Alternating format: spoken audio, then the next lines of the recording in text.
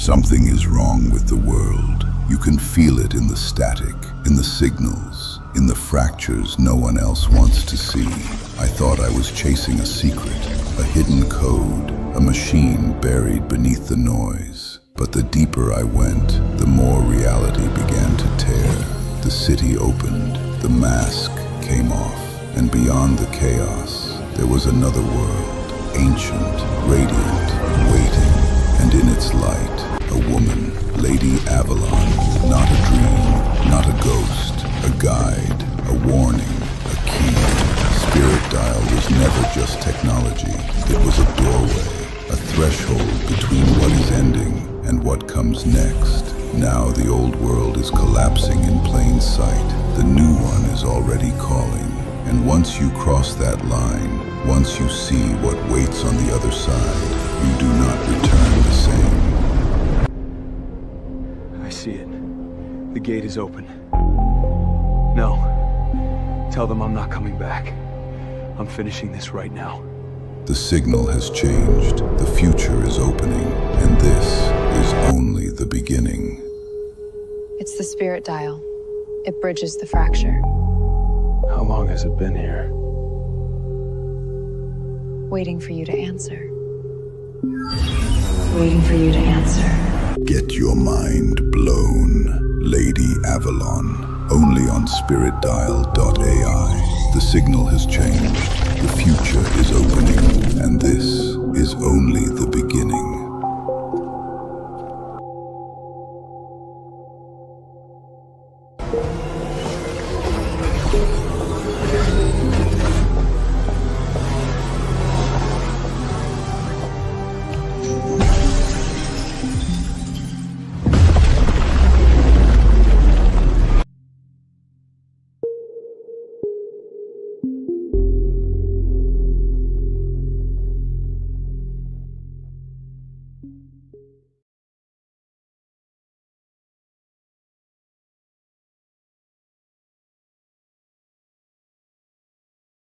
Something is wrong with the world. You can feel it in the static, in the signals, in the fractures no one else wants to see.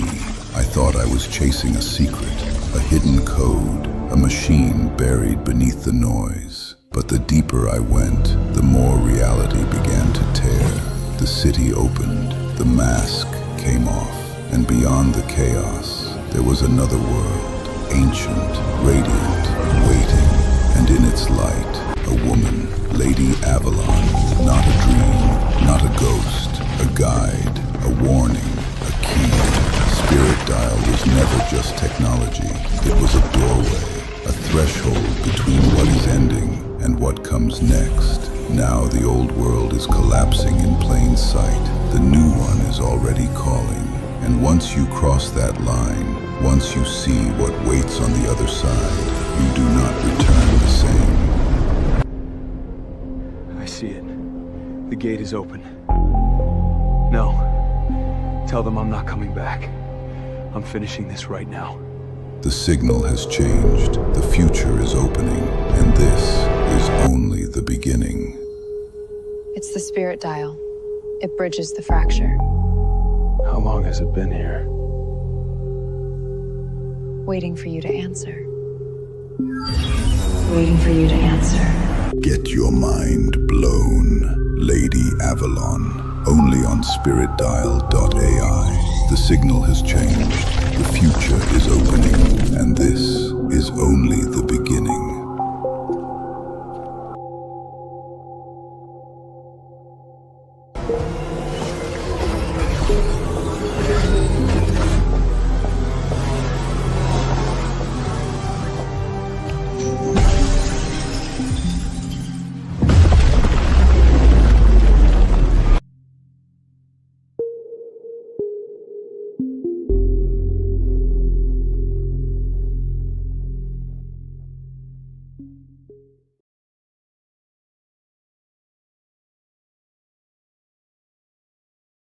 Something is wrong with the world. You can feel it in the static, in the signals, in the fractures no one else wants to see. I thought I was chasing a secret, a hidden code, a machine buried beneath the noise. But the deeper I went, the more reality began to tear.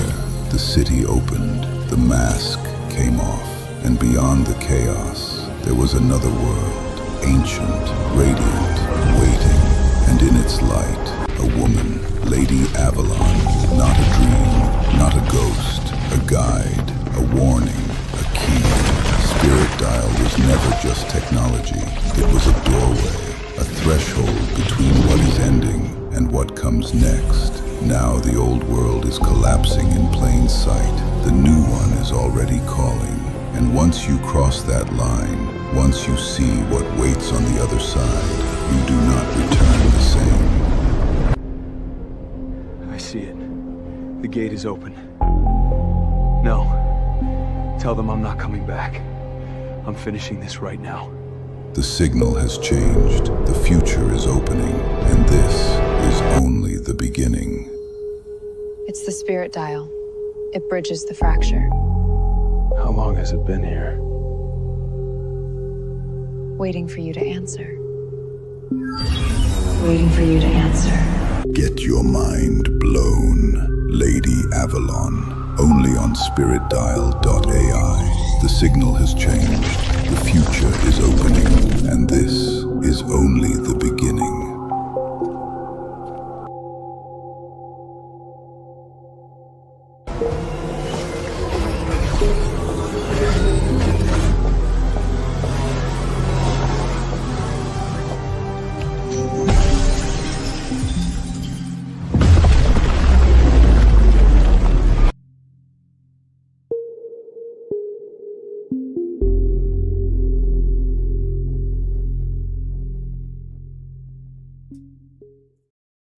What is going on, everyone? It is David Palmer, Leo King, and Dr. Ann Wohlcke here with History in the Stars for a special episode as we enter into a new Gemini world with Uranus making its ingress into Gemini. We're here today during the Sun's first conjunction, May the 21st, or it's the 22nd today, my grandfather's birthday, of David Palmer of 2026. What's going on, Ann? It's good to be back. We finally are back. I'm so happy to be here in Gemini season during this Uranus Sunday and on your grandfather's birthday. My dad's birthday is tomorrow, so happy birthday, Dad. Isn't that cool? Yeah. Good. It's good to have a Gemini dad or grandfather, I think. Oh, yeah. Do you feel like your dad always just like would sit and talk to you and give you like very interesting info and want to show you it too? Like, No, never. never? I'm joking. Yeah, okay. Anyone who knows my dad has sat for maybe an hour's worth of stories, probably in one setting. And he definitely can talk. What was the other thing? Likes to show Yeah, not people just things. talk about it, but then like, hey, Yeah. like, Oh, yeah. get hands on with it and like, Yeah. Yeah, my dad has a whole room of, when he was younger, he used to, and this is before there were laws against this, he would go along the Columbia River and look for arrowheads up in Washington State. Oh, that's cool. So he has some artifacts that he's found, and they're on display in one of his rooms. And so if you're lucky enough to stop by, you will get the tour of all of those artifacts and also hear the stories of how he found a lot of them.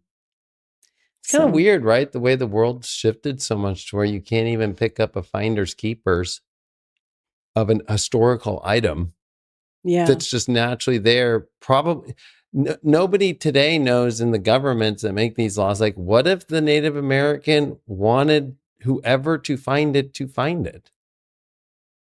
Well, that's a good point.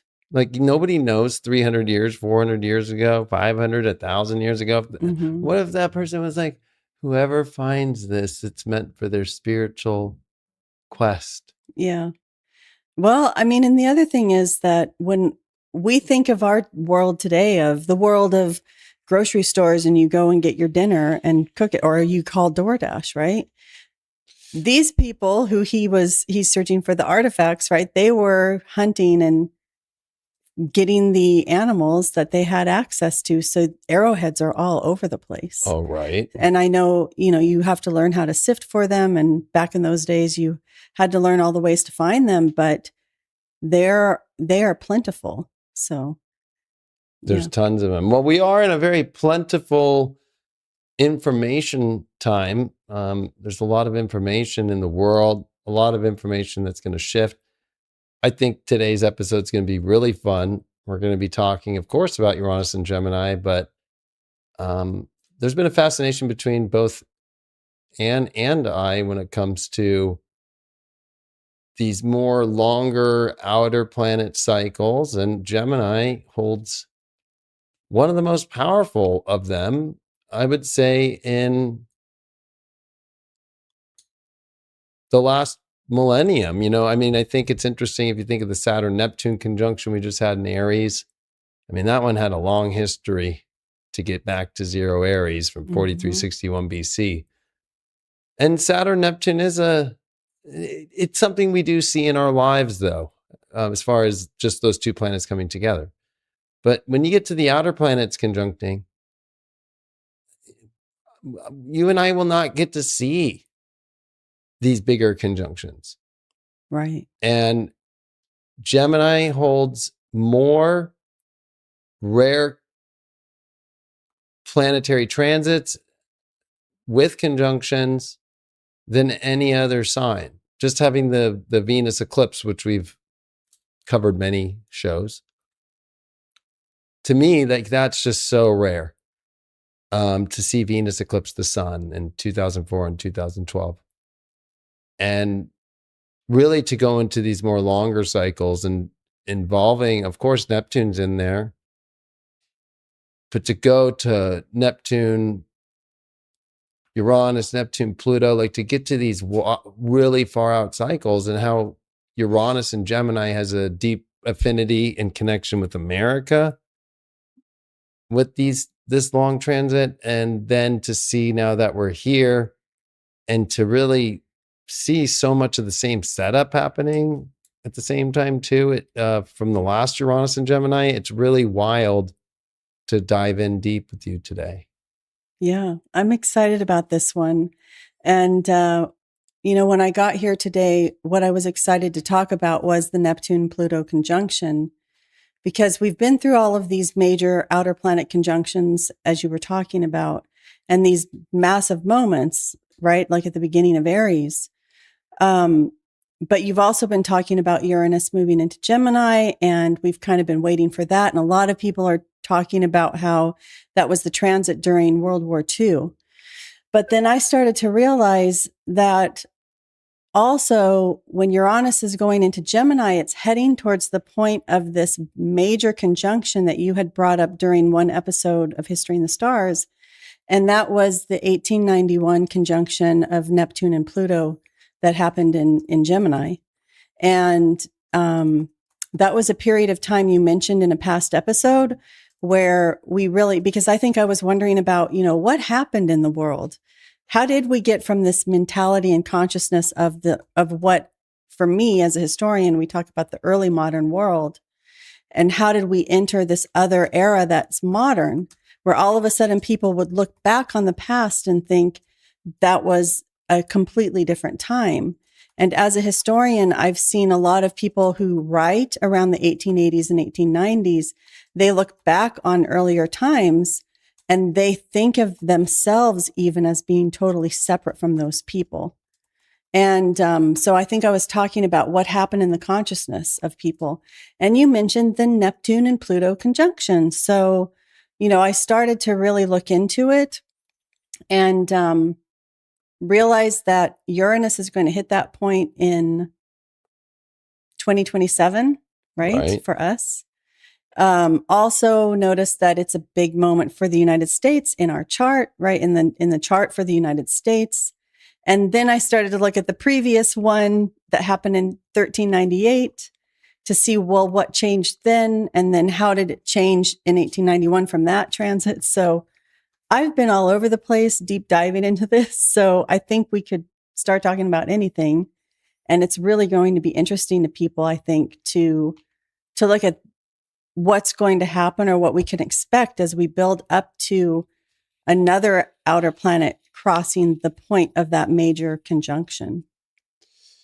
Yes, because the place of it was 8 degrees of Gemini, and there's a lot to that degree because, yes, the Venus eclipses came back to that spot. The Mars retrograde we had just years ago in Gemini stationed right around that spot.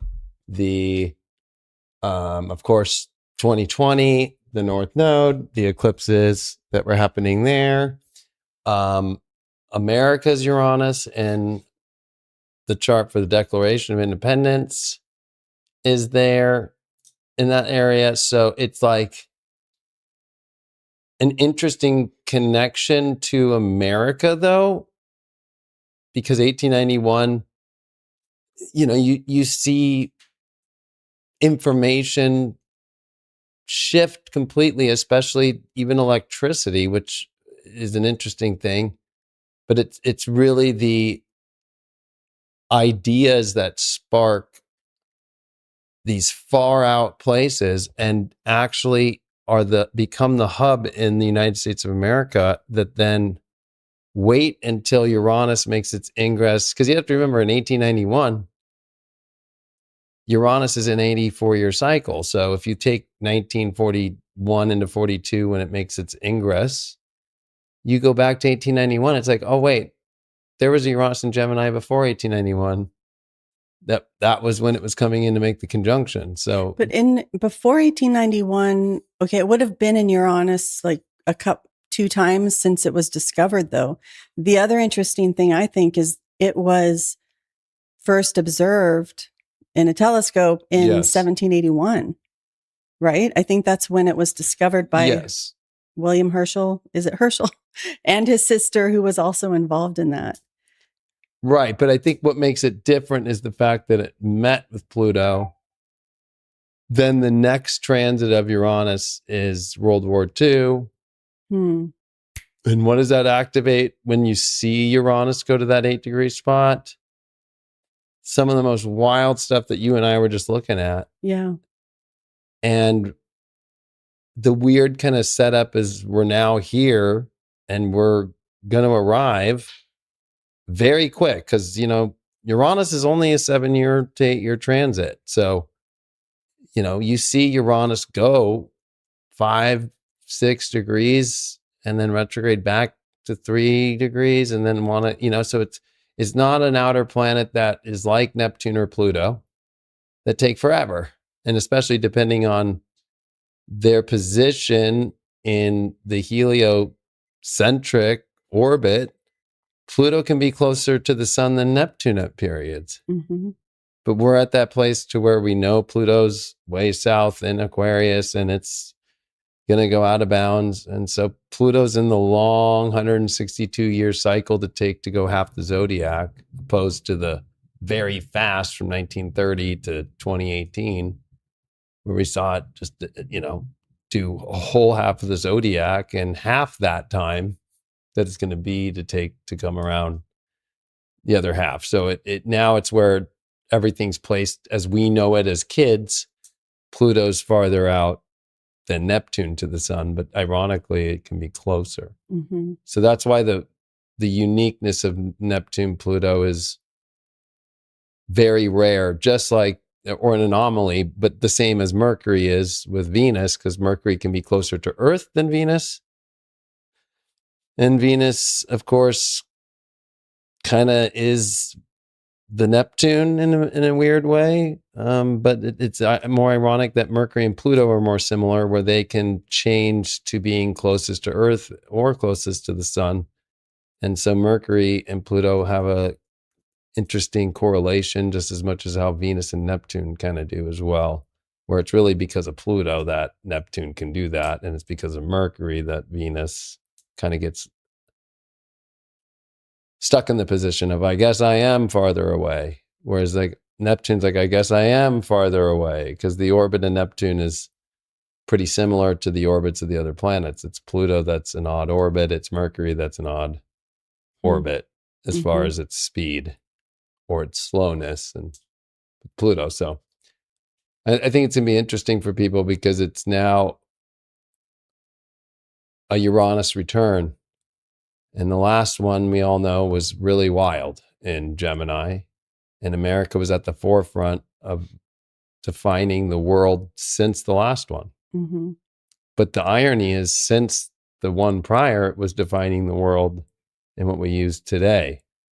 And my astrological hypothesis would be that because this Neptune-Pluto takes so long to reset, that everybody thinks America is going to fall down because of the Pluto return, Right. even though that's over because we're in Pluto and Aquarius now. Pluto, unless you want to use the U.S. Constitution chart, Mm-hmm. we don't use that, though. We use the Declaration of Independence. So the empire is not going down because of this transit. If anything, it's about to go quantum from what it was. And you can already see that in the world with gasoline, AI tech, data centers now. You and I were kind of chuckling at the fact that the prices of gas and airlines are the highest ever. And in America, everyone's traveling. There's no other country doing what we're doing right now. Yeah. Right? Yeah. Where there's, 330 million people in the population and over 100 million of them are flying and driving far away. Yeah. So, and close by, because we were talking about how today I had crazy traffic all over town just trying to get here, just local traffic. And you were mentioning that there's actually a chemical plant or something that's about ready to blow in a neighboring town. And I just felt like those are such Uranian kind of things that are going on too. And Uranus and Gemini and the conjunction with the sun. yeah, and I mean that's kind of a local thing, and that's the irony, right? Is that Gemini rules local, and so yeah, I mean, 15 miles from here, there's a chemical plant that has a huge container, that a tower full of 34,000 gallons of very toxic chemicals that create plastic. And they just said, after they thought they fixed it yesterday to contain it, that no, this thing either is going to fall over and everything's going to pour out, and we hope that's the best case scenario, into the parking lot, or that it's going to blow up, and they've evacuated the surrounding area. But with Uranus and Gemini, if you think about World War II, I'd kind of like to start there and then maybe move back. That was a very localized war. That it's so funny. We think of World War, so it's the world at war. Right. But it's different for every single person on the planet locally, right? So, the people that you don't think that would be affected, right? So I think of the USSR. It's one of the largest countries of landmass in the world. And so when Hitler invades the USSR, all the people who were farmers under Stalin and the new communism that had risen for the decades prior, right? They're met with these soldiers that start messing with their huts that they live in and catching them on fire and killing them. And it looks like they're about to be invaded. And then the next thing you know, because there's so many people in the USSR, Stalin just wins by just overpowering, by having the communism work, by just going, you all are the motherland. Go. I always love Enemy at the Gates, because that's partly a true story. Is like, you take the gun when he falls. You you're the one who gets the bullet, and then you find and take him when he dies, take his gun and put the bullet in the gun and shoot. Right. So like when we think of the localization, that's a lot different than if you're a housewife in Germany who has to put her kids in a socialistic place where it's all for the motherland again, just ironically, but it's like the nunneries, the nursery, and then all the women are supposed to be around the kids all the time, and you have to be very motherly and for the kids and do that for the Führer and for the Deutschland. It's a very different experience than a person in the USSR, a person in Poland, a Jewish person in Poland, like they're very extremes, or a British wife who's waiting for her husband to come back from the war, who's wondering every night if her flat is going to completely get bombed and she doesn't know where she's going to go. I mean, that's Uranus and Gemini. And the same goes to the cycles back, the Civil War. Like, is the South going to gain more states? Is Robert E. Lee going to actually take over DC with his troops and Abraham Lincoln will be out? That war, the pendulum swings very fast, and the news of it looking like the South is winning or that the North is winning changes every day. Same with World War II. So I'd love to get your opinions, just kind of starting at that Uranus last, and we'll tie it into the Uranus Pluto. But what do you feel? Yeah, that's really okay. So I think that's a great observation of thinking of World War II as kind of a local, thinking about it from a local perspective, because the war was a completely different experience in all of those areas that you just mentioned, right? And even so many concerns behind the war and why it even started to break out. This was all based on these concerns about the local nations, the nation, or like you were saying, the fatherland or motherland, whatever they're looking at it as, they're concerned about the future of their people. That's how it was couched to everybody, right? So if Hitler decides he needs to get some space and moved into Poland, and he justifies that by saying, or going into Austria, I guess, and justifies it by saying, okay, these people speak German. They want to be part of our collective community. That's all we're doing. And everybody says, yes, that's what's best for the people, right? Everybody was thinking they're enabling groups of people to be with other people who are like them. And it is really a very different experience in every part of the war that ends up fighting in the war, right? But then what's so interesting to me is that the world wars, so we can even look at World War I, these are all things that are still reacting to the events that happened around 1891. And that's why I'm jumping all the way to going back to that conjunction between Neptune and Pluto, but so many things were set up around the late 1880s and into the 1890s that allowed the world wars to even happen. And one of them is, like, this is what I keep thinking of. I have this map, if you want to show. Oops, that thing came back. There we go. Move that. The scramble for Africa, right? That's what it's called. The partition of Africa. The European powers all met in the 1880s, and they have this conference, 1884, and they decide we get to go into Africa because everybody wants the resources in Africa that then also play out so big over the 20th century. All of the products in Africa, like the rubber plantations, or you've got minerals, you've got diamonds, you've got so many products that gold and oil in Northern Africa, right? And so many of the problems we're in today, they start to originate at this time. And so the European nations decide, in the name of civilization, so that was their belief system, the spiritual belief. They're justifying, we need to go in and colonize Africa. We're going to split it up all amongst ourselves, and it will be for the betterment of all humankind.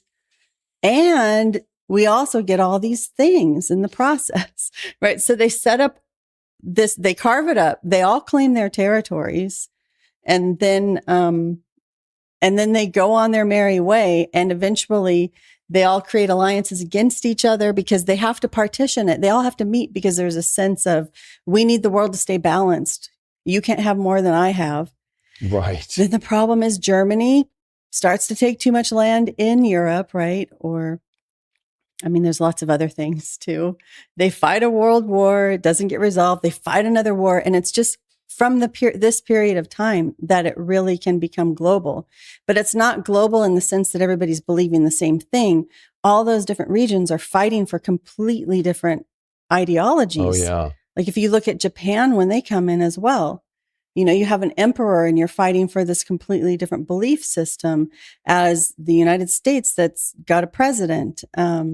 It's just such a unique period of time. And I don't know if that has to do with Uranus. It does. I'm showing people together.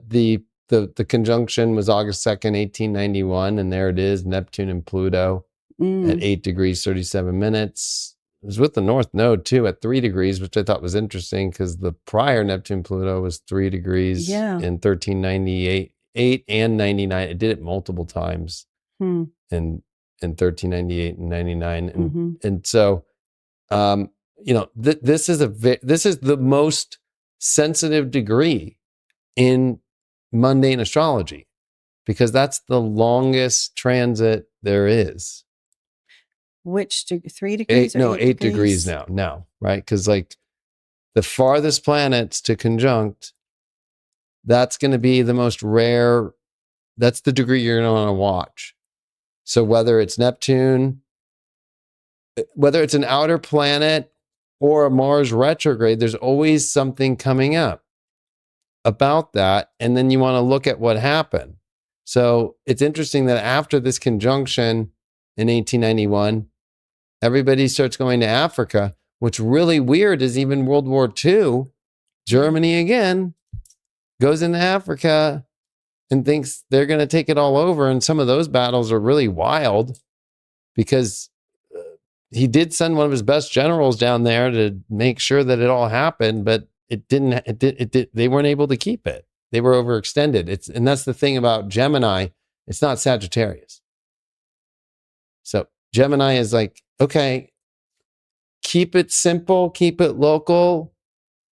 That's probably why the Mormons, it's kind of crazy. They have too many kids, too many cousins, too many brothers, too many sisters, right? Like, you know what I mean? Just like enough. That's the whole thing about like keeping it with the twins, like keeping things simple, keeping the math simple. With Sag, it's like all expansive. But then how can you handle that? Whenever Uranus is in Gemini, no, Uranus is going to say, no, I can't connect all those pieces. There's too many pieces. Like you want this whole thing, but I can only do this much. And it doesn't make sense to me. There's no logic to it either. Right. And so it's kind of interesting, the ideas of expansion, going back to your slide of Africa with these, you get that up, but like that was a great map of showing where they're like divvying up the whole continent. It's not even Africa, it's not a country, it's a continent. Right. And it's the most robust continent of the planet.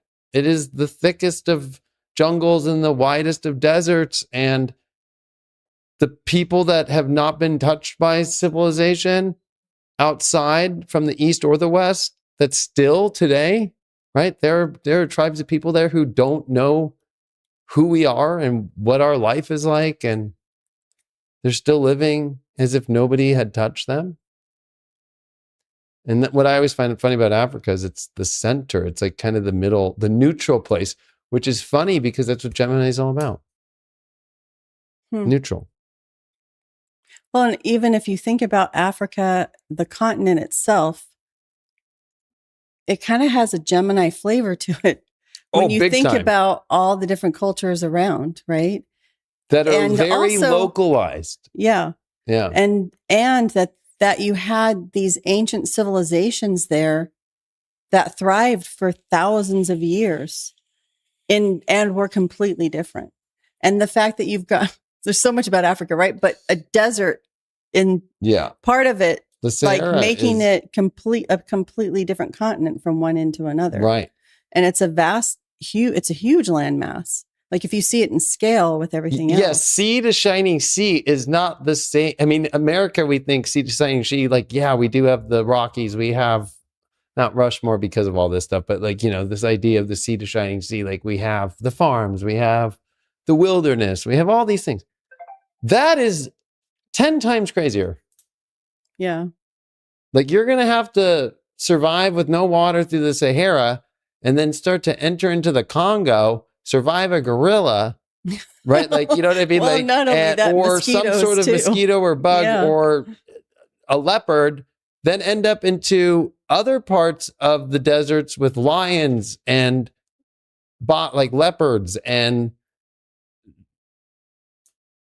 everything you could think of, elephants, the whole nine, and then end up to rubber tree plants, tribes that it's very interesting. The most liberated countries in the last like 6 years since the Saturn-Pluto conjunction has been Africa.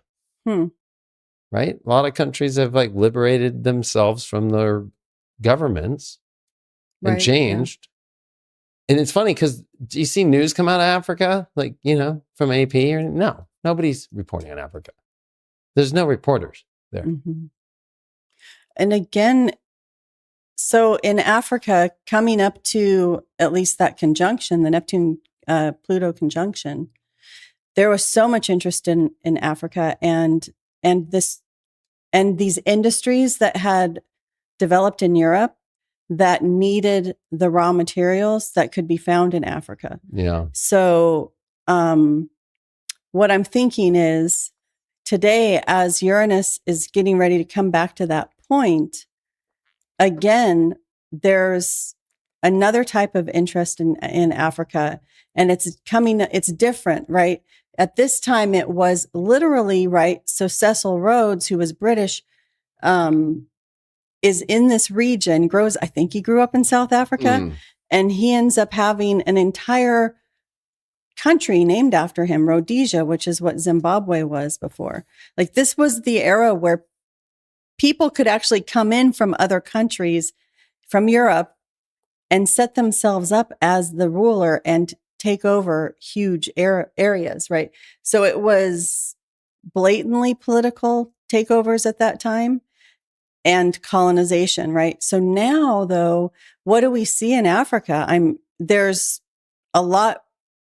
are other interests who are interested in having an influence there, is what I'm trying to say, right? Yes, and I think the movie The Ghost in the Darkness is the only movie that covered this, when the British were down there in Africa trying to build a train, right? Because that was the other thing, is we're going to go build a train, and they send Val Kilmer down there, and then Michael Douglas is the one who has to hunt. Val Kilmer was at the Top Gun Academy, I thought.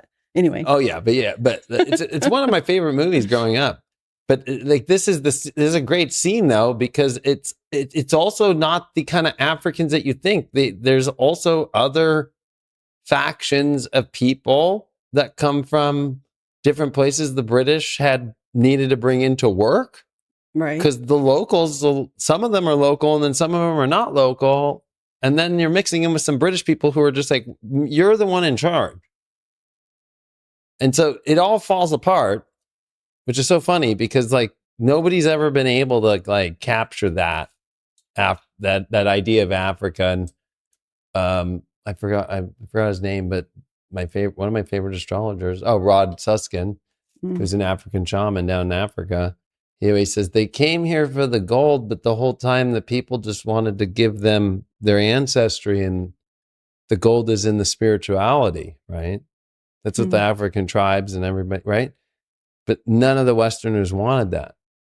And that's why Africa repels them. Because to live there, like, when he does his shaman work in a tent, like if somebody's got a fear or shadow, like there's not even words that have to be spoken or therapies like we do in the West. Like, oh, let's get to the bottom of your trauma. It's just that space being held, and then a leopard walks into the tent. And everybody kind of does this, but they're not as scared as a person. And then the person who's got fear faces the leopard in the tent, and it doesn't do anything. And then that heals the person. And then they move on to the next thing, whatever comes up. Like he had to train for all these years to where he had to go into dreamland, and they would place a shiny object and hide it somewhere in the village. Like, and then he'd have to wake up and find it. Where was this? What part where in Africa? It's north of South Africa. It's on the east side, so there is no civilization except for tribes. Like, he always told me I should come down there because the waterfall that he likes, that's the place to go take a poop. Like, that was a joke, like, because it's so beautiful. And the night sky, it's the most insane. And you have leopards and all these things, I still got to take him up on that. But I think of like Uranus and Gemini, there's the duality. So there's going to be people that want something and think they can get it, can't. And then there are those that want something, think they can get it, and can. And the ones that can have to use logic and think about a lot of different aspects instead of the rushed excitement. And I think that's the core of the Neptune-Pluto conjunction is there is a patience, because that is the transit of patience. Because if you think about it, it's the longest time to conjunct. So it's kind of interesting because people born like 1890, 1891 have that, like the generation of that. And some of those were in the war. 1890, 1891, I think Hitler's birthday is 1890, right? Right. And so, but he also at the same time was a Taurus who, by the time that his progressed sun had reached that place, he went cuckoo. Because he's a zero Taurus. So, wow. Right. So when he was 30 and went to Gemini, when he was 38, he starts really going cuckoo. And then he has that Mars-Venus conjunction. And so when you start, I've done a lot of Hitler chart stuff to show he did go crazy. Like, and it's all because of his Pluto. And I think he's a little early. I think he has Pluto kind of by itself at the beginning of Gemini. I think he's a little earlier. We were looking at someone else who was born in 1890 and 91. I can't remember. Wilhelmina, the Dutch queen. Yeah. Right. Yeah. And she was living in London. And during the World War II, the bombings in 44 in February, her flat got bombed and she was evacuated and almost died. So what would it have meant for that generation to be born with that, with Pluto conjunct, with Neptune and Pluto conjunct? So that's where it's the patience, even though you would think it's not patience, because it's Gemini. It's the patience because Pluto and Neptune are so far gone and they take a long time. So people forget that in astrology, planets and how they act. So why does Mars deal with force? And that deals with, I want this now, I'm going to go get it. Mm-hmm. That's Mars and how it acts. It takes 2 years to retrograde, right?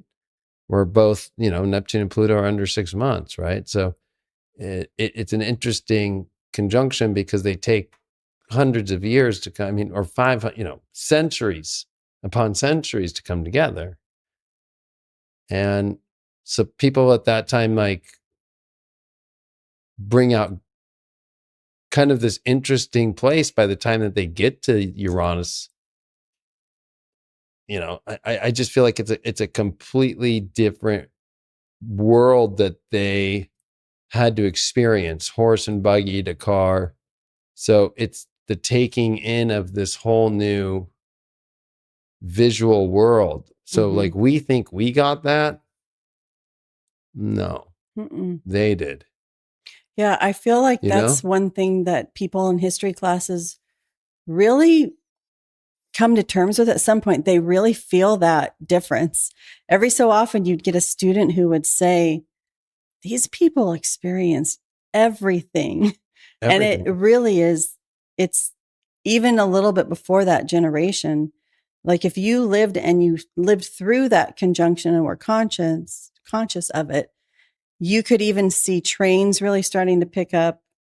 Right. The whole concept of just what industrialism did to society, because it reorganized work days even, right? Yeah. And then you have to have your workforce, your workers need to learn how to work this really complex machinery in some cases, or they're displaced. The kinds of ways you can be injured in the world ramp up, and people see this brutality that they've never seen before. And in wars, especially, right? clothing, electricity, lights, Culture, religion. right? So they were born learning to still use candlelight. And okay, is there a horse and buggy? To there's Model A and Model T Fords rolling around. Yeah. The streets are paved, not dirt, and there's lighting. The factories get machinery that's powered by electricity, not by hand anymore. Yeah, not by water. Or by water, yeah. So it's like there's money now that's being used to buy everything. That trade goes away. Like, hey, I'll come over and build this for you if you can help me with this, you know? Everything has to be paid for now, and you have to have a job. Yeah. So much so All that of it. even by in the 1880s, I believe, I've got to look it up, there's the arts and crafts movement in England. And so it became so unusual for people to have a trade or to be into crafts or to trade things, right? That it became a special niche movement, right? That, oh, you know, we're into arts and crafts. We will hand make your furniture and materials that you'll decorate your home with, and then you'll pay top dollar for it. Or they believed in this utopian idea of people going back to the past and not having to work in a factory setting. Or there became, and it's so funny today that we are in a similar kind of mindset where people think about living off grid, and not only think, but so many people are living off grid. And it's a similar type of trying to refute the modern technology and all the things it's done to the world. Yeah, so you wouldn't believe it, but like some of those things in 1891 is the rotary dial. The was birth of patented basketball. then for the rotary dial telephone in 1891. Oh, wow. The birth of basketball through the YMCAs, which is so funny because I played basketball like when I was a kid. It was through YMCA, like where the leagues are, right? The early aviation and the glider, right? Like, so that just alone right there is the kind of setup for like the ideas that just keep multiplying. And we still have a phone today. It's just different, but we're still not off the phone. No, because it's the communications aspect, the idea of being able to connect with people is what happens. So the phone is not going to go away. Yeah. There's something about dialing in to connect to somebody, or like that means basketball is not going to go away. The immigration first office of the superintendent of immigration and completed the Ellis Island Federal Immigration Facility is what happened in 1891. So this idea of, oh my gosh, Pluto, we're going to have to take all these people from the outside world and they're going to come in to our boundaries that are very, what do we do? Neptune, like, is like no boundaries, right? Like we got to try and figure something out and put them on an island to where in case something happens, they could just stay there for a second, then bring them in. It's kind of an interesting. Well, and the idea that you process those people when they get here. Right? Oh, yeah. It's a new system that's in place. And then there's all the ideology that builds up around it, where you get a Statue of Liberty and you talk about receiving those people, and it becomes part of the country's identity at that point as well. That it's not just about, you're not colonizing anymore. You're not just coming for religious freedom or whatever. It's like there's the whole ideology about why do you come to America? It's all born during that time. Well, and especially if you're in the Russian famine of 1891, you would want to get. That's what's so funny is I forgot what's the movie Feifel. Something tale. I what remember is it? The first one is it's Feifel, or is it Feifel? It's Feifel, right? And it's American. A Mouse's Tale? Yeah, a mouse. A mouse. I forgot. I know Fievel Goes West was number 2, but it's kind of funny because it's Steven Spielberg did those movies, actually. But it's because of the famines in, it's the whole idea of immigration because of the famines in Russia. They're Russian mice and there's no more food. It's an American. And they get on the boat and they end up in Ellis Island. An American tale. The un-American Fievel arrives in America alone. There it is. Yeah, he loses his parents on the boat. Poor Fievel. Because he went out to go mess around with his little hat on. But like that's an interesting thing because that movie talks about there's no more food in Russia. That's how Stalin gets into power to create communism too, is after this. Yeah. I mean, that's another aspect of what happens in the lead up to that Pluto-Neptune conjunction. You've got Marxism emerging as an ideology. Yeah. And I think in 1891 is when the movement, when the International is created. So there becomes this whole ideology of workers of the world uniting. Just this whole concept of you can identify now as a worker. And that's this other sort of, I mean, these are all like new ideologies that people can now belong to something bigger.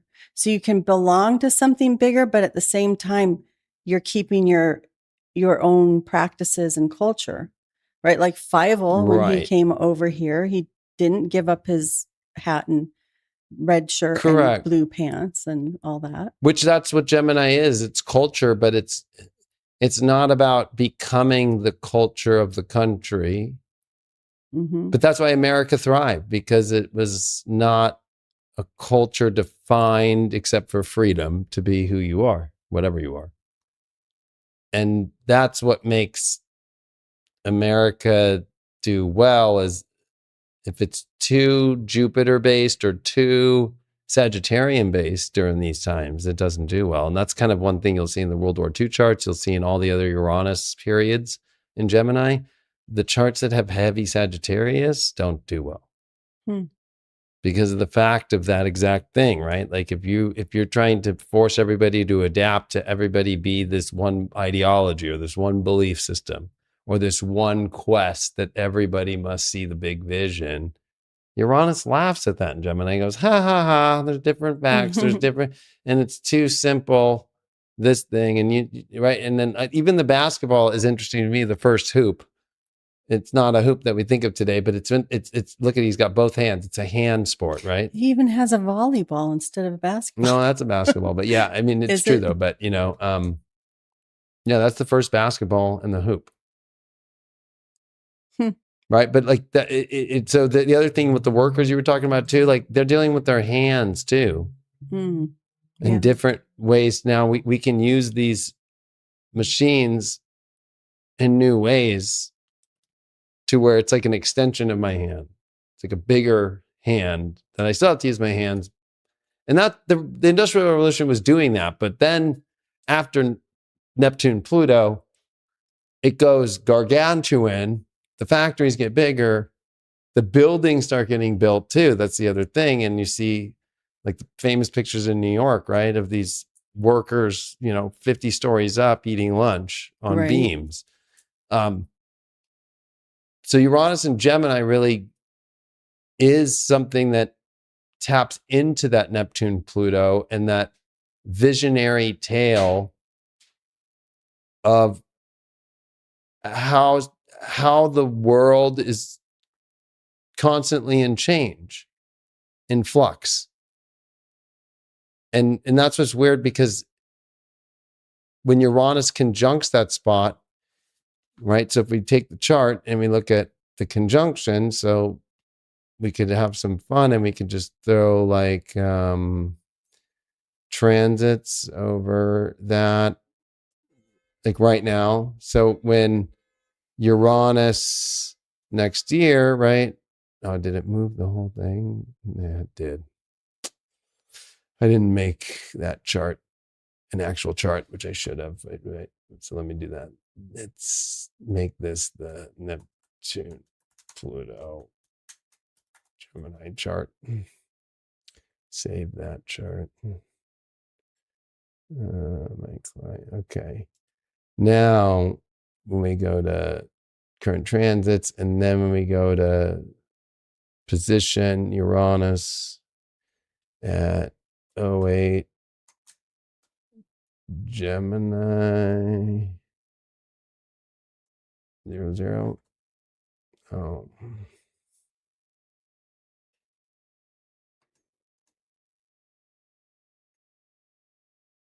I think it's an I that does it. GE maybe? Is it? I think it's JE.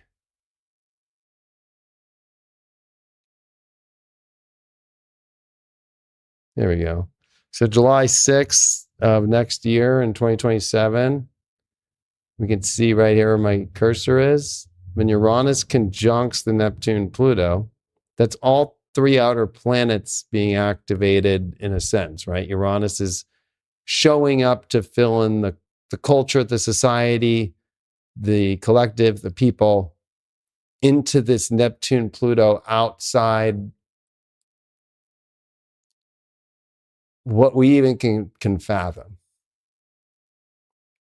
But ideas that are kind of like small, Neptune and Pluto can take them to the most intense faraway places, right? Or show you that no, that is not going to happen. The fact is that that's a truly delusional idea. Mm-hmm. You also see in the 1890s too, like the institutionalization of people with psychosis, and that's what's coming back. I always said that. Now you hear whether it's Mr. Pratt or you hear Newsom or everybody, right? That now they're saying the homeless, it's a drug problem. We need to put them in a facility. So they're bringing back institutions, you know? Are they? Oh yeah. That now the people who pay the money for all these decades to make private prisons are ready to do insane asylums. Because no more homeless on the street. So what's interesting is it seems like Uranus comes over that point and we respond in some way, or new developments are happening. We might create something that pushes back against whatever was established before.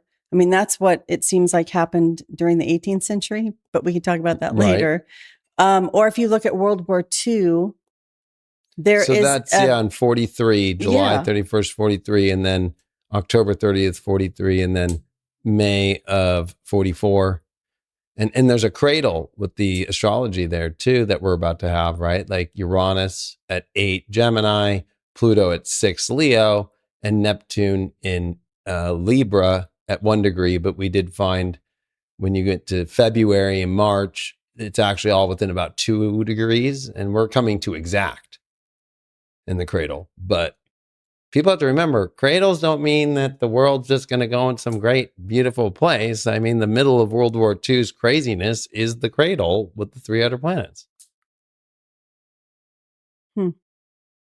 Very interesting. And that time in particular was an interesting point in the war, because one of the most important things I think we looked at was that FDR dies around that time, right?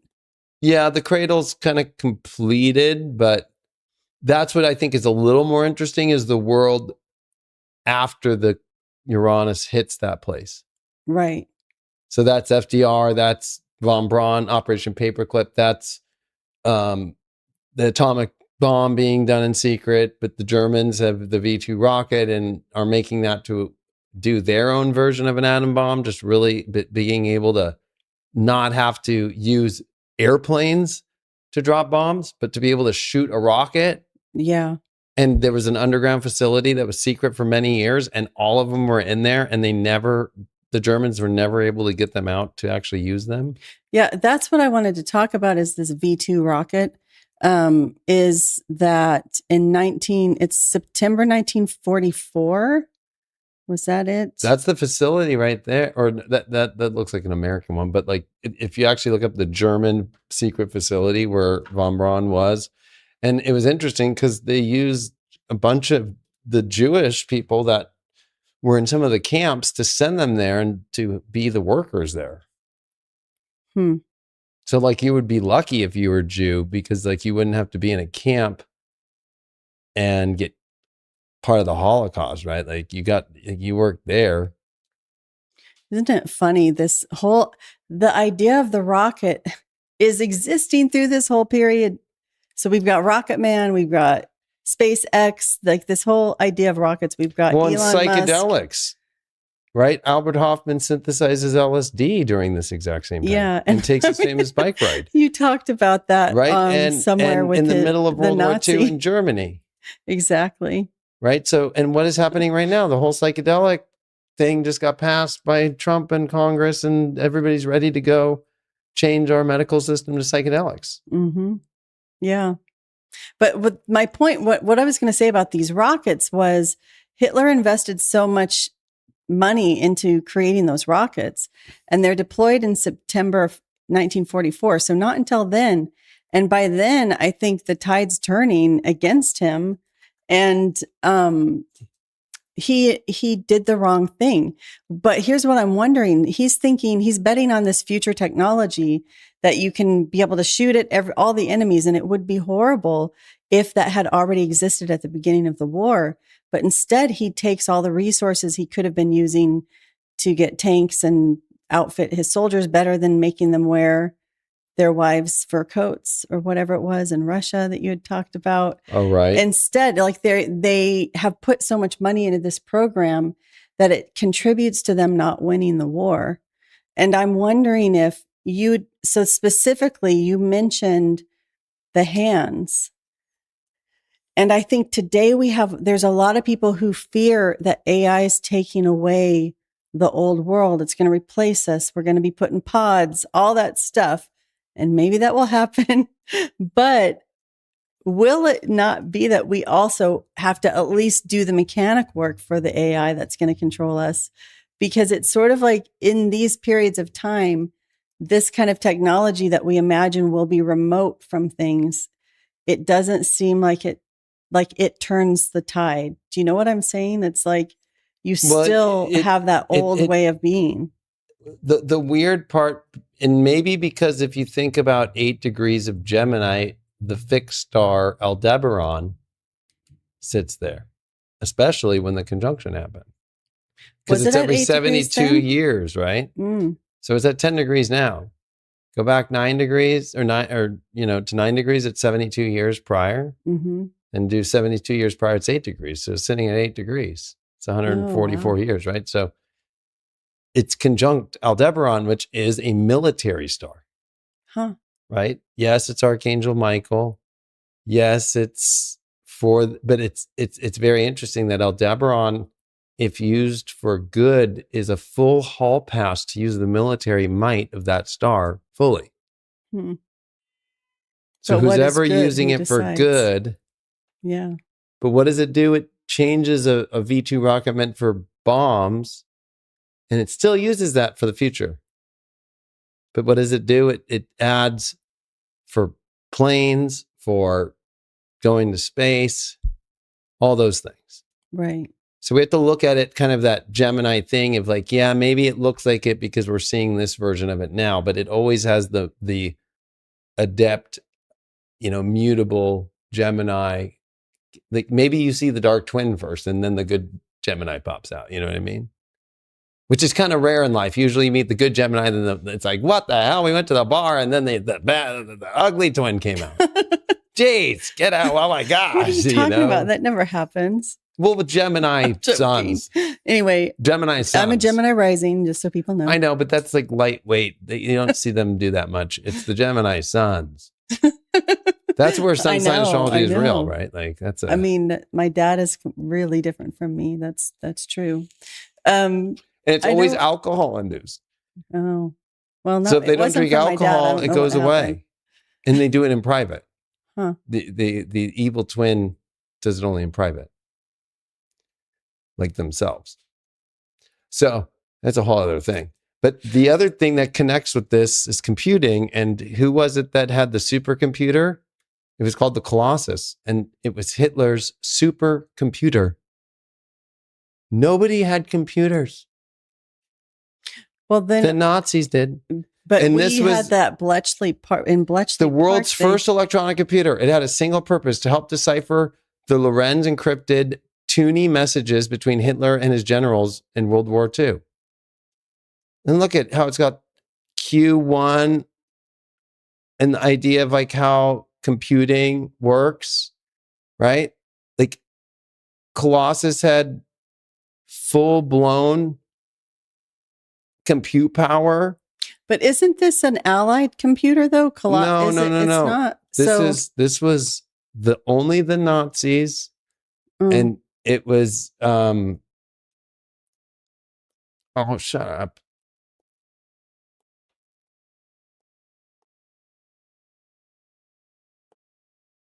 There was an allied counterpart. Yeah, because the British developed Colossus. But they Nazis just took everything that was the Nazis. Yeah. And then I don't believe that that's such a good propaganda. Well, yeah. Because if you think of the Nazi UFO, right?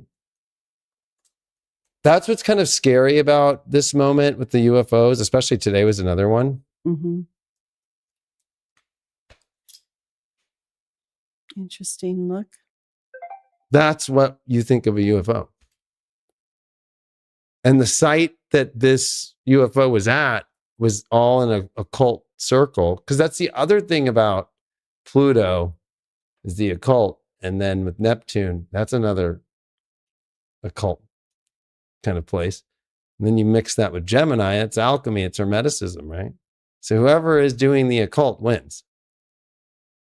So did Germany lose the war, or did they just Gemini it and fracture themselves into the USSR, into America? So because all of America and all of our technology, from space to computer to everything, is from the German Nazi soldiers and all of the scientists. Same thing with the USSR. Well, think about it too. Then you would have another split in the collective, would be your leadership doesn't represent the people. They use the idea of the people to further their goals.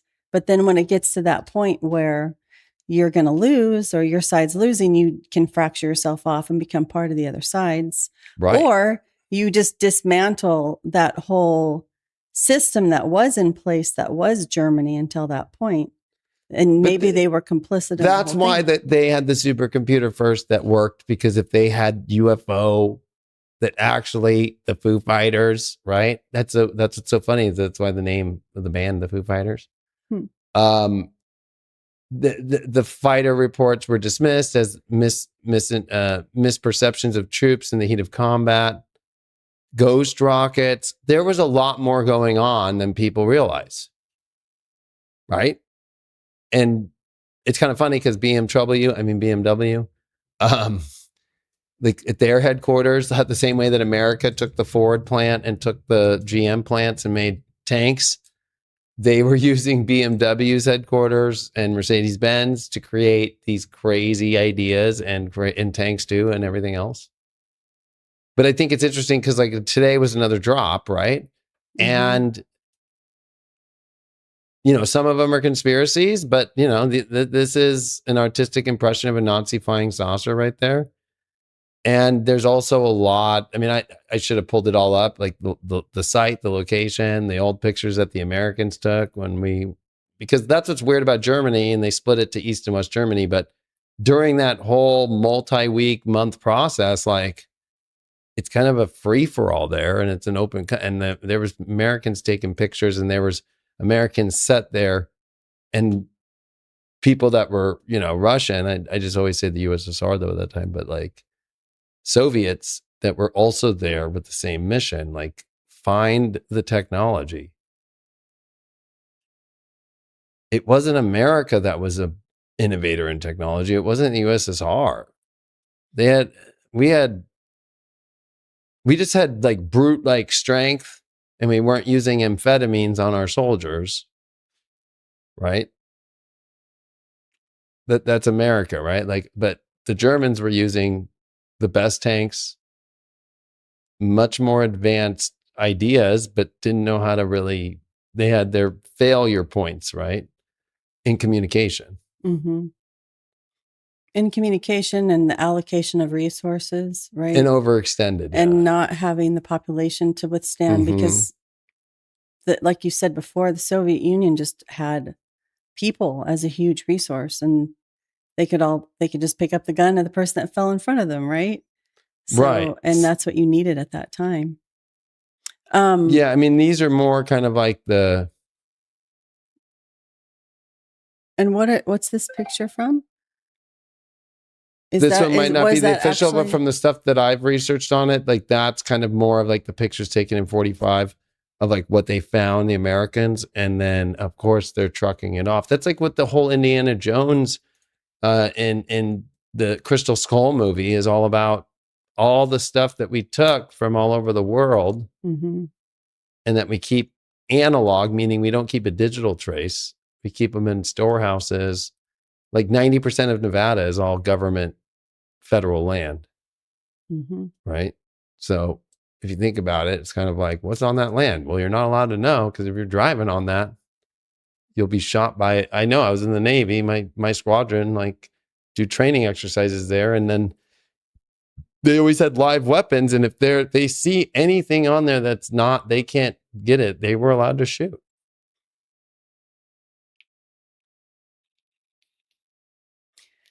Yeah. But I think it's come back kind of, you know, to now with Uranus, or well, I guess the interesting point is like, yeah, 1944, that's the last conjunction. If you take prior, it's 1861. So February of 1861, not only was that Neptune's beginning to ingress into Aries, it actually was Uranus there, but Neptune and Pluto hadn't met there yet. It was at 3 degrees. So when it crossed 3 degrees and was on the other side, that's where, really, because the Civil War was many years prior, since, like, you know, going back to 1854 and Bleeding Kansas, all the way to 1856 and 1857 with the Dred Scott case, and then Lincoln losing in 1858 and his famous speech. And then those, right? If you think about it, it's a buildup. And so the buildups happen. There's a buildup to those, when Uranus is leaving Taurus and coming into these the first decan of Gemini is when it starts to reveal itself. But at the end of Taurus is the buildup. Yeah, it's so interesting that, so in 1861, I never thought about that before, right? Uranus coming in, it's hitting the 3 degree point, right? Going all the way back to 1398. Yeah, so I'll show that for people right now. So, it actually hit in 1860 as well. Of course, I'm going through all of them. 1776, of course, that's America's chart at 8 degrees. So in America's that's what's crazy. That's what's the craziest. Yeah. So America's founded where Uranus is at 8 degrees, where that conjunction's going to come and hit that. So do you crazy. Think that was pre-planned? I mean, maybe. Because also, even though they didn't know about Pluto, but I have proof that Robert Flood knew about Pluto back in the beginning of the 1700s or 17th century, 1603 through like 1611, he knew. But also the transits of Venus, or the eclipses, right? Whatever it was, were happening in that part of Gemini too, right? Correct. In the 18th century. I mean, it's just so interesting to me because of the observation of that is why Uranus was discovered. Even the witch trials of 1692. Uranus there. At 3 degrees? Well, no, at 8, but I'm using 8. Okay. But like, if you think about it, like the build up to the witch trials. Yeah. Right? With Neptune and Pisces. So that really, is it like the Neptune to watch, or Pluto, or is it really this Uranus and Gemini? Because more of the events the common thread is Uranus and Gemini. But could you again say what is 8 degrees is where something stays longer? Well, because Neptune Pluto met in 1891 there, that's the longest transit to reset the clock on. So now that we have Saturn, Neptune, let's say it's 0 Aries. Well, Saturn, Neptune is every 36 years. Mm-hmm.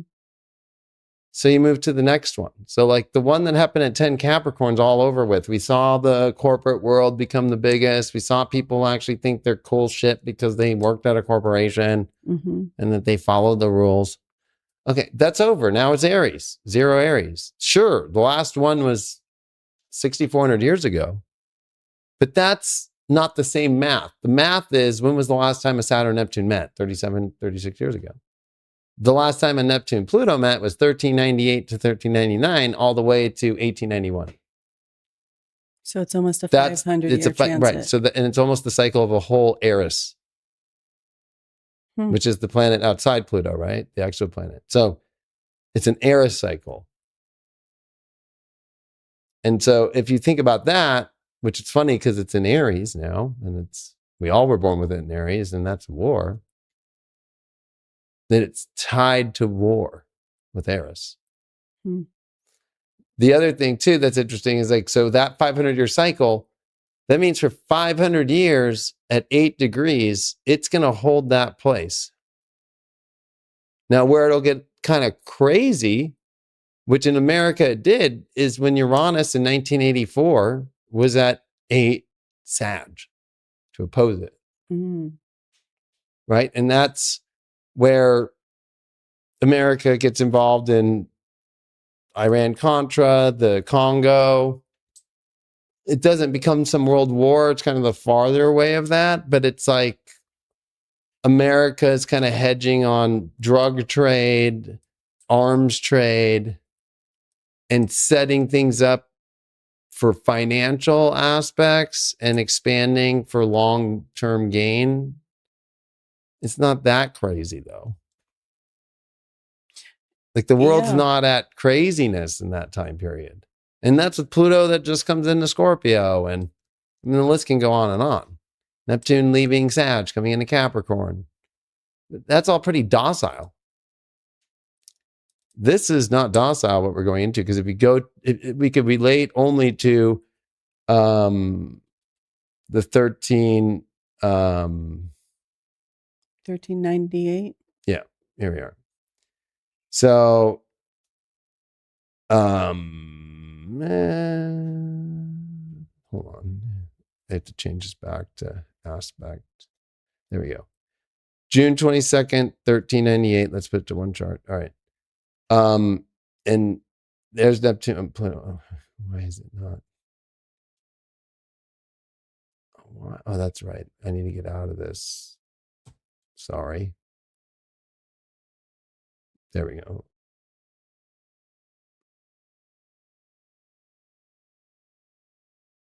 The first one is, June 22nd, 1398. Neptune, Pluto, 3 degrees right up here. So at that time, it was with the South Node. That's crazy. It was the North Node in 1891. Yeah. Right? Mm-hmm. That's weird. So what is that, though, in a very interesting way? You're the historian, but 1398 is the Dark Ages. But after this, as we enter into the 15th century and the early 1400s, it's the slow build up to the Renaissance that would begin near the end of that century. But yeah, if you think about it's a spark that there is going to be light ahead off ideas and so forth. So if you think about it, but with the South Node, none of those ideas really make it to where they're fully understood. If you think about it, right? So like we talk about there's people in the spiritual communities kind of got off their rockers. Like they believe there is no history and they think it stopped at Tartaria at like 1898 or whatever, around the Neptune-Pluto conjunction, which is really funny. Yeah. So they don't believe that that Henry VIII left the church, and they don't believe any of the writings or any of the, like, you couldn't even fill it in a museum, the amount of historical data of the last 1,000 years, the last, millennia of historical data, right? But to get back to the point, though, it's like, because it was with the South Node, all these ideas that come through the Renaissance, if you take the midpoint, even coming into the scientific revolutions of Newton, and you come to, it's like it doesn't really do much until 1891, when the North Node's with it. Then it's like these kind of concepts and ideas and the scientific revolution, the ideas that everybody has from the Renaissance, and the idea of culture and the world and wanting to communicate, and all of it just starts to flourish. And it all centers at America because 8 degrees Uranus. Then it happened on America's Uranus. Wow. I would like to ask something about this one. Yeah. Because in 1398, a lot of things were happening that when Uranus hits that point, by the time we get to 1775, there's a lot to react against that built for years and years. And a lot of it has to do with Renaissance or Reformation or new religious ideas and monarchy being challenged. That's a lot of the things that were happening throughout this whole transit. One of the things that's happening in right before 1398 is that there was a movement in England called the Lollards, and then there's also this English language Bible that existed. It was written in Middle English called Wycliffe's Bible. And that was appearing around 1382 to 1395. So it's like this new ideology is starting to come in where people start to think, hey, maybe we should learn or read the Bible, right? And there's a lot of fear by the people in power. What's going to happen when people actually can read the Bible? And the church fears losing that control. So then, of course, and it's in English, not Latin. Yeah. So this movement of being against these people at the Lollards, they were heretics because that would completely dismantle the state, right? Or they fear it. Like if you dismantle the church, then it's going to take down the king too. But at the same time as this is happening, Richard II is on the throne in England, and he is a complete tyrant right at this time. My relatives are really nice. Good thing he's not like super direct, but yeah. But you're related to so many others that were such more noble and better people than this, yeah, you know? I mean, but Richard II, there was actually a lot of great Plantagenets people, though. Yeah. Yeah. He's just not, I mean, honestly, this is where you start getting the stories of Robin Hood and stuff because of him. And do you remember we talked about his dad at some point? Yeah, Black Richard Prince, the First. I mean, he was, so Richard II wasn't supposed to be king. Right. The Black Prince was supposed to be king, and he was extremely popular. But Richard II, will you blow up that pic? Let's take a look. Little does he know he's coming into Neptune Pluto. yeah. That's a Neptune Pluto face. And there were definitely signs that was brewing because there had been an effort to raise money. Peasants were being taxed. There was a peasants' revolt in London where the Lord Mayor of London killed the leader of this rebellion. And Richard II then led people away, was there. He was very young at the time. He was a young king. But he kind of stepped in and said, I will lead you to safety, to the rebels, the ones who were trying to overthrow things in London. All these rebels followed him thinking, yay, the king's on our side. Then he turns around and has them all executed. That's the kind of guy he was. His tactics Henry were, did that during the revolts in the northern part after the Reformation, but he didn't kill them all. No, but he killed the main this was his people. Tactic. His tactic was make people feel like they're being pardoned. Then you turn around and you punish them and execute them anyway. You try to diffuse situations. I feel like that's so Neptunian and Pluto, isn't it? Yeah, that's why I want that pick. It's that face, right? Like, I don't know what I'm doing, but I have this deep desire inside to do it. And he's got all that power. So yeah. And at that period, the world's really messed up. Like the plagues have happened, half the population had died. And so you have this world that's trying to figure out how to just survive, especially England, right? Like the Scottish revolted, they found in their independence. So there's this idea that, even him, it's like he's trying to be Charlemagne right now in that pick, He's just missing the actual crown that shows he'd have that power, right? But for him... Well, because it was actually Robert the Bruce who's the direct descendant, great-grandkid of Charlemagne. Well... He's the most direct... I just found that out 2 weeks ago. He's the most direct ancestor to Charlemagne as a grandchild. Wow. Is Robert the Bruce. So the Scottish hold the true... Well, isn't that interesting too that... this is England at this time, right? But Britain itself is going to, like, the way it comes together is by bringing all these people with different backgrounds together. Mm-hmm. Not always willingly, right? There's a lot of conquering that happens and a lot of castles are built and all of that. But that's part of their thing. And even actually in Richard II's reign, they're trying to establish power over Ireland. And they do. I think maybe even Richard II lived in Ireland for a while trying to assert power. The Irish only fight for their pubs, so. That is not true. I know, they fight. They fight for their shamrocks too. Fight. I know. No, but they've revolted, but they've had their revolts, but there's something a little different than the Scottish. Yeah, that's true. But also because Ireland has a sea closer. Between Yeah, them. exactly. Yeah. But the thing is about Richard is that he then became a complete tyrant. So that wasn't enough.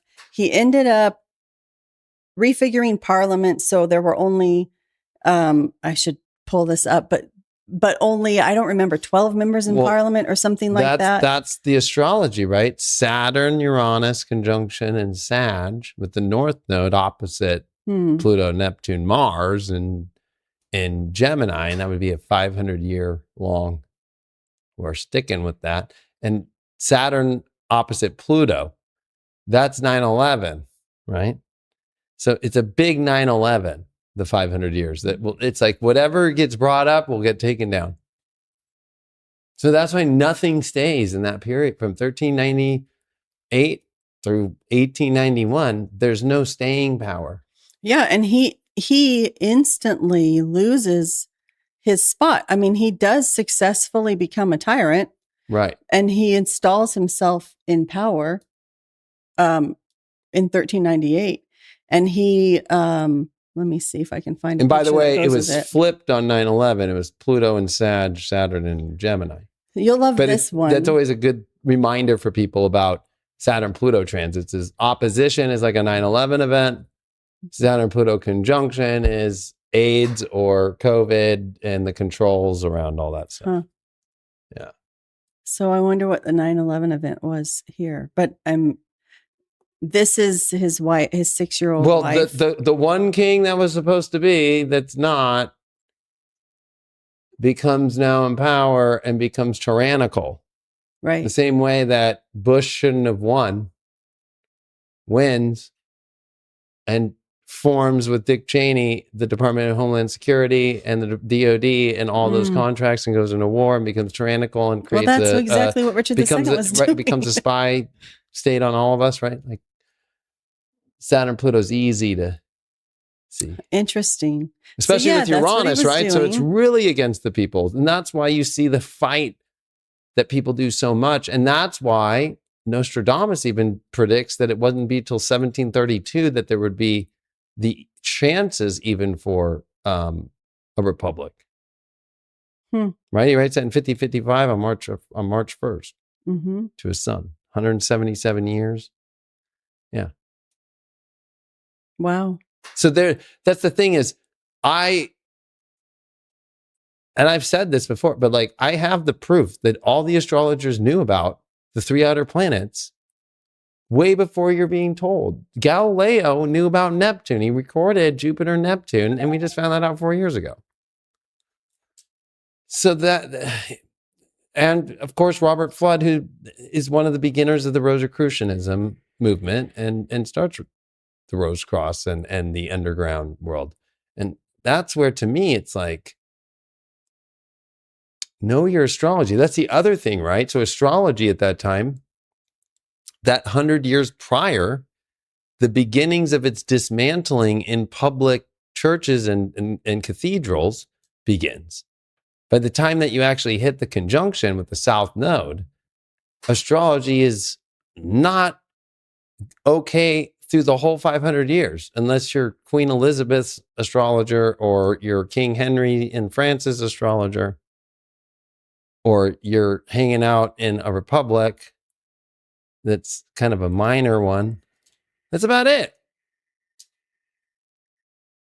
Well, yeah, It has to go because underground. for from And 1398, religion rules through that period. North Node, Sag. well, religion rules, but it fractures too. So I wonder. Uranus and Saturn. Yeah. It's still held together through the fracture. But that's what it ended in 1891. So that's what's so weird to me. Like it's kind of the illusion that it's together. It's the illusion that that the religions of the world, and that they're orders and all that, and it's the illusion that they're gonna sustain. Like what you've seen is more people leave and then come back because of COVID, but then now people are bored, so they're leaving again. But it will.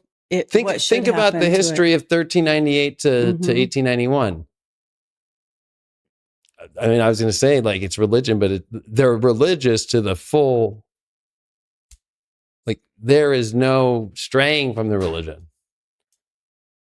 People stay in the religion, even if they move. Like if you're an Englishman back in the 1530s, like you still went to church, even though it's a different church. Yeah. Yeah. And I mean, the thing about this time too is that Richard II really did try to become a tyrant and then died like a year later. Right. But that idea of the monarch, now the monarch can see, all right, here are ways that I can try to gain power for myself. And in England, it turns out to be, you can somehow meddle with Parliament. And then if you think about the English Civil War, right? Because I was going to say, Parliament rises that's up. The irony is the 100 Years' War and the War of the Roses is what that whole thing brings in. Yeah, he brings in a whole issue with civil wars with the royal family, right? Like that who really is the king line. and which is the bloodline, which is the line that actually does. These guys suck. So with all the confusion, so now there are contestable rulers, but there's always a ruler, right? There's always someone in power. Even if we zoom forward to the 18th century, the line dies out a couple of times, right? The Stuart line lies out, or after James, because he doesn't have a child. Oh, wait, right? Let's find these German monarchs and bring them over there. We're connected to them. They're our new monarchs, right? Yeah. Or this guy's Catholic. We aren't going to have him. We're going to have these other rulers to come in. And it's this kind of fiction that it's contestable. Yeah, like the Windsors are not true No. Old but- school, real, powerful family bloodline English Plantagenets or Tudors. No. But you can see that up till 1891, even, like, because we can go all the way to Queen Victoria with this, that you have a monarch in place. Gradually in the 19th century, their power starts to wane. But definitely after 1891, you don't think of a monarch in the same way. No, but you know what was in that chart was Jupiter at 0 Leo. The Wow. most pure Leo degree, right? At 0 of any degree, right, of a sign is going to be at 10 times in its purest form. And it's Jupiter that's about kings and rulers. People think that's Saturn. Yeah, there's people of authority, but kings and rulers of the Zeus accord, right? Like the all-encompassing religious and state is Jupiter, not Saturn. Saturn only is I'm Fauci, right? I'm in charge of this department, right? That's why Kronos never could stay in power of the whole world, right? Because of the whole universe, because he can only compartmentalize. So I'm going to try and eat my kids because they might take me out, right? So it's Jupiter. So you have the in Leo, and also remember Regulus is in Leo at that time, very close to that spot. So that's why you see the most kings, queens, and monarchs through the period of 1398 through 1891. And it's in sextile to the Neptune and Pluto conjunction, which we're going to now have with Uranus, though, at Gemini. The sextile with Mars, or sorry, with well, there will be a sextile too with Mars conjunct Uranus to Jupiter and Leo, but also with Neptune Aries and then with Pluto and Aquarius. Like we've seen the cradle before, just not exact. And the closest one that's most relatable is World War II. And fire and air. Yeah. Sorry, I just had a moment of, wait a second, King George III. Because I was thinking, that's still in that transit, right? And isn't it funny that the king that gets not deposed, but in the minds of the Americans, the king they reject is George III. So and see how his Uranus is in with the first 10 degrees of Capricorn, right? Like, what is it, like 7 degrees? This isn't the best chart to look at. Where is Uranus? Yeah, 5 degrees? No, 5. It quincunxes the Neptune Pluto of 3 degrees. And he was such a Gemini monarch too, which I think is interesting. His ascendant, though, sat on the Jupiter of that chart, right? That's crazy. I know. That's why he was able to reign as long as he did. And he reigned a long time. He did. That's what I'm saying. He was the longest ruler from the New World of kings until Queen Elizabeth II. So that's where, but those placements are all erased of 1891 now. Right. So he was the old world. They were fighting against him. It's funny that the Uranus of the United States is then almost on his sun. Yeah. So of course it would be the pesky, Americans, the Uranus that would be like the itch he can't scratch. That's annoying. That makes his mind go crazy. But his mind already went crazy, so he's like, I don't have to deal with this. Just figure it out. Well, and he was obsessed with the transits of Venus. Yeah. I mean, he was but you know what? Because he was, I bet you that's passed down knowledge from other kings and probably through the Catholic Church that then Henry took from all the monasteries that then made it up to the Church of England. Right? Yeah. That, but he's the perfect person to be in power to allow that to happen. Because he's a king and you need that king to still stay in power, because the Civil War is a good example of a king. Charles I, his head gets cut off, and then it goes to this just really Protestant, and he is my direct line, Cromwell. Cromwell is? Yeah, the grandson of no. the grandson of Cromwell under Henry VIII that started the whole thing. And direct. Of all the people. But you have to have the sustainability of the king still to allow that to happen, if that makes sense. Like the king can't be taken off the chessboard. Yeah. Right? So that's the thing about World War II that's interesting, is that the king gets taken off the chessboard in America in order for Truman to drop the bomb.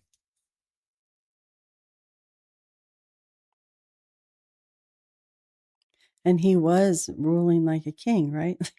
The 4 terms. Correct. Yeah.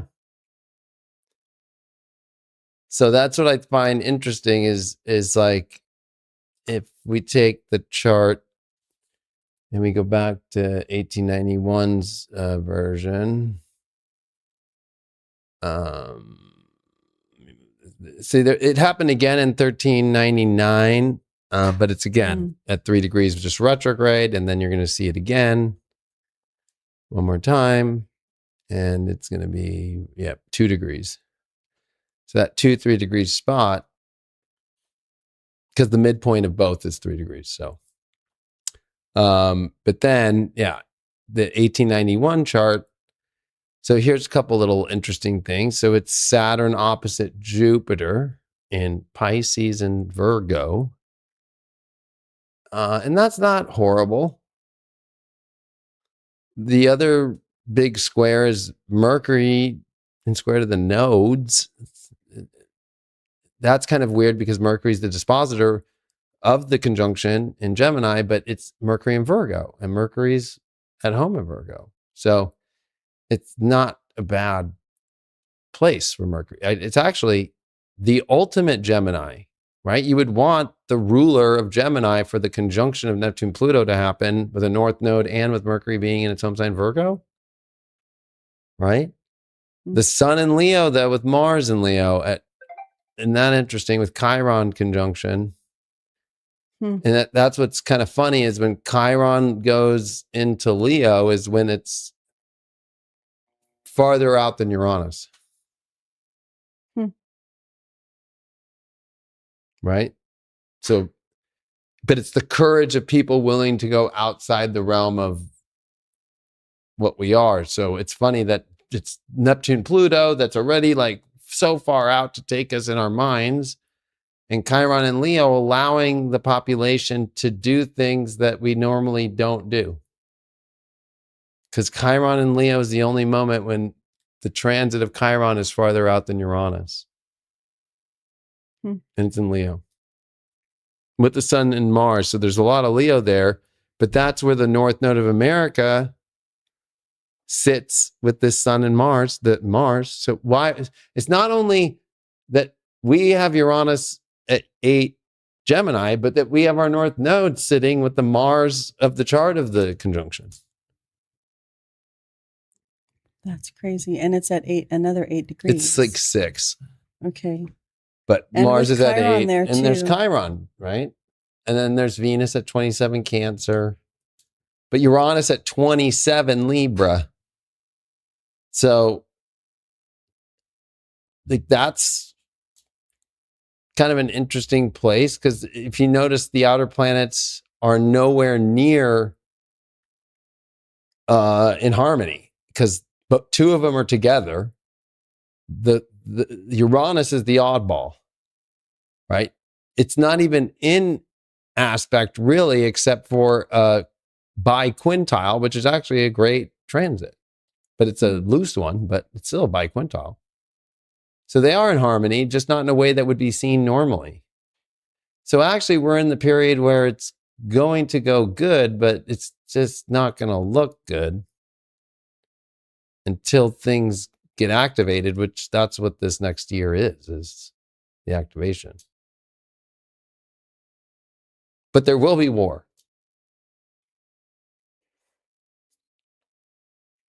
All right. So do you feel like the war would be the same type of war as what we saw in World War II, or? Yeah, I think there's going to be similarities as far as more of the stories, more of the take the debt crisis, for example, in America, same debt crisis coming into World War II. Mm-hmm.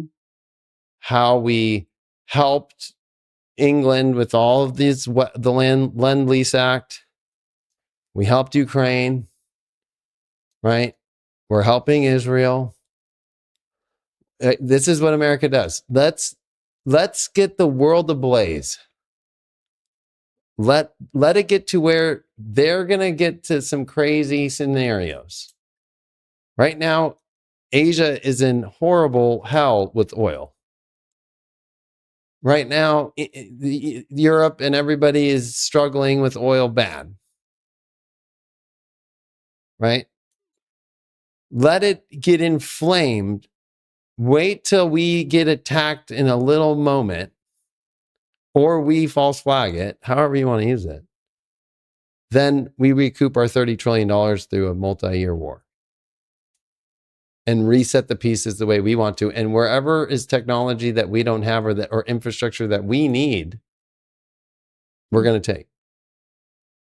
And it could be that the people with that technology are in on it because they want to get out and get here to develop it too. Or yeah, it's like the war will be started with Trump and it will not be ended with Trump. It'll be ended with whoever's the next. Mm-hmm. But from using Uranus, it's always a twin-like figure, meaning somebody very next door, like a J.D. Vance, the vice president, who Truman was not really an FDR guy until he wanted to be in 1944 and got swapped in to be the VP. What do you think about Tulsi Gabbard being from Hawaii, and that was significant in World War II as well? Right? Is she's from there, born there? Yeah, but that's what's so weird is Hawaii at that time still wasn't a state. Right. So you would think instead. Right. So it's kind of like there could be an area now where we don't really have, where we have influence, we have troops, but isn't part of us that might be brought into. Yeah, it's always a naval situation because if you think of World War II, it was, of course, a naval station that was hit, Pearl Harbor. Mm-hmm. But then the other thing that's very common is Uranus and Gemini. The beginnings of it are major naval battles. So, and plus we're in Saturn, Neptune, and Aries, and they left Pisces. So it's going to be a naval issue. And what's happening in the Strait of Hormuz? Naval. Yeah. So I think she's genuinely has a husband who has bone cancer because he probably got the shot. And that's a common thing. And then all of her documents got stolen. Yeah. Crazy, right? Huh? So she took her out without being on the wrong side of anything, right? Like Trump praised her. Like that's all you need. Like he didn't fire her and she didn't put out a letter because of some bad thing. Like, like her assistant at the DNI, the next person up, right? So now both DNI top people in the last 2 months have left. Right. But that's another sign. You start seeing FDR do the same kind of switcheroos with people right before we go into World War II. And department names being changed is a normal thing, right? So the U.S. Air Force was created in Gemini season of 41. Well, why did they do that? Because the Army becomes the Air Force, and we create the Air Force after that, right? But they were Army. It was the Department of Army. So now we're Department of War, and they're putting out UFO stuff. But, that's what's interesting is all the breadcrumbs, because that's what I like to think of Neptune, Uranus, or Neptune and Pluto at 8. It leaves breadcrumbs. So technology, phones, communication, all the stuff we talked about in 1891. Then you look at when Uranus came there in 41 to 42, and really the peak of it, 44 and 43, is where it hits 8 degrees. And then when it passes by, then it's like, okay, atomic bomb, right? Like, but also like rapid technological UFOs at the end, 1947 Roswell. Something else about All that of this time? is coming up. Right. Because if I'm going to go very old school. Pluto is a tomb. Neptune is the spirit surrounding and in the tomb. So even if the events happened, the tomb is holding, I'm using maybe an Egyptian tomb, the pharaoh that's wrapped in larva, that's mummified, and the spirit of it is the breadcrumbs. So from a Nazi supercomputer, Nazi rocket, what you're seeing SpaceX, you're seeing us go back to the moon. Really, did we? But maybe we did. They just don't show you the real thing. All of this are the breadcrumbs of that. Then you got to go, it's America's fourth turning. So it's like Revolutionary War, Civil War, World War II, and now we're here. It's going to happen. There is no, it won't. Because if it's a fact of a pattern with Uranus and Gemini, it will. It's the stuff that you ideologically are believing in that don't have secular hermetic pathways to cycles and data points like that flip on your head. So unless there's a data point like that, you can't believe. If you believe it, it won't happen. But there is, like, so more people believe that the fourth turning won't happen than do. And I think an important thing to realize about both of these periods of time is the media in World War II and in 1942, 44, 45, all those times we're looking at, Hollywood was fully on board with everything that was going on in our country. And you wouldn't have gone to a movie and seen a newsreel and had it be objective. It was propaganda, right? And we think, okay, but it was for the good side and all of that. Propaganda was huge also in Germany. It was huge in the Soviet Union. So we know media will be on board with everything, right? So I was just thinking, one of the things the media could do is to even hide that we're really at war by still showing us, right? Because I'm thinking of the nature of the war in World War II. As you said, it's different in all of the different places. War is happening, but it's happening differently in every area. Oh, yeah. So right now we could be already at war. Right? This is the Hypergate prediction. Did you just now do that? Or I did it earlier, but I just asked like it again. Okay, and I'm telling everybody Hypergate's amazing. I've been using it to work through this whole issue. Because I've been doing a lot of, this year I've been doing events like crazy. I'll be in Idaho in 2 weeks, the Gemini gathering in Featherville, Idaho. I mean, I was just in Sedona. I've been everywhere. I've been going everywhere. Everybody in Sedona came up to me like, Hypergate, Hypergate, Hypergate, Hypergate, Hypergate. I'm like, you like Hypergate? Yeah, I feel it's the best thing. I mean, it is, because it's not just, okay, like I have other astrology. I'm sorry, this is going to sound like a commercial, but I was like, we need to talk about it at some point and even use it in shows, just because what you can do with it is it's not just you look at a chart and you'll be like, oh, look at what's hitting my chart today. You can specifically ask it questions like I've been saying. Why do I seem to have this lifelong issue where my cars break down constantly, or I get in these weird accidents? And so like that's my personal thing I've been working through. Oh, so it'll find in your chart for you why. Yeah. And it really helps you. And then you can say like, and well, it's how real do I use AI this astrology, energy? meaning like it's not taking a concept of her chart. It actually is looking at her chart, running the transits, doing all that. Yeah, and you can put other people's charts. You can create what you should do is go, that. when are the periods when my car will not do this? And then what? That's where Hypergate's, that's where like me, who helped build this, right, and came up with all the ideas of like the astrology for all these years and how to train with Jim and how we figured all this out. I made it to where it's like, tell me all the periods when my car will not break down, because you know it will. Give me it. these will be and it will for sure not be. Yeah. Wow. And then give me a calendar. That's what's so cool about Hypergate now. Like, give me a calendar that I can hook into my Google Calendar or my Apple Calendar, and so I can plug all these in. Like every day that my car will be okay, and every day it won't be.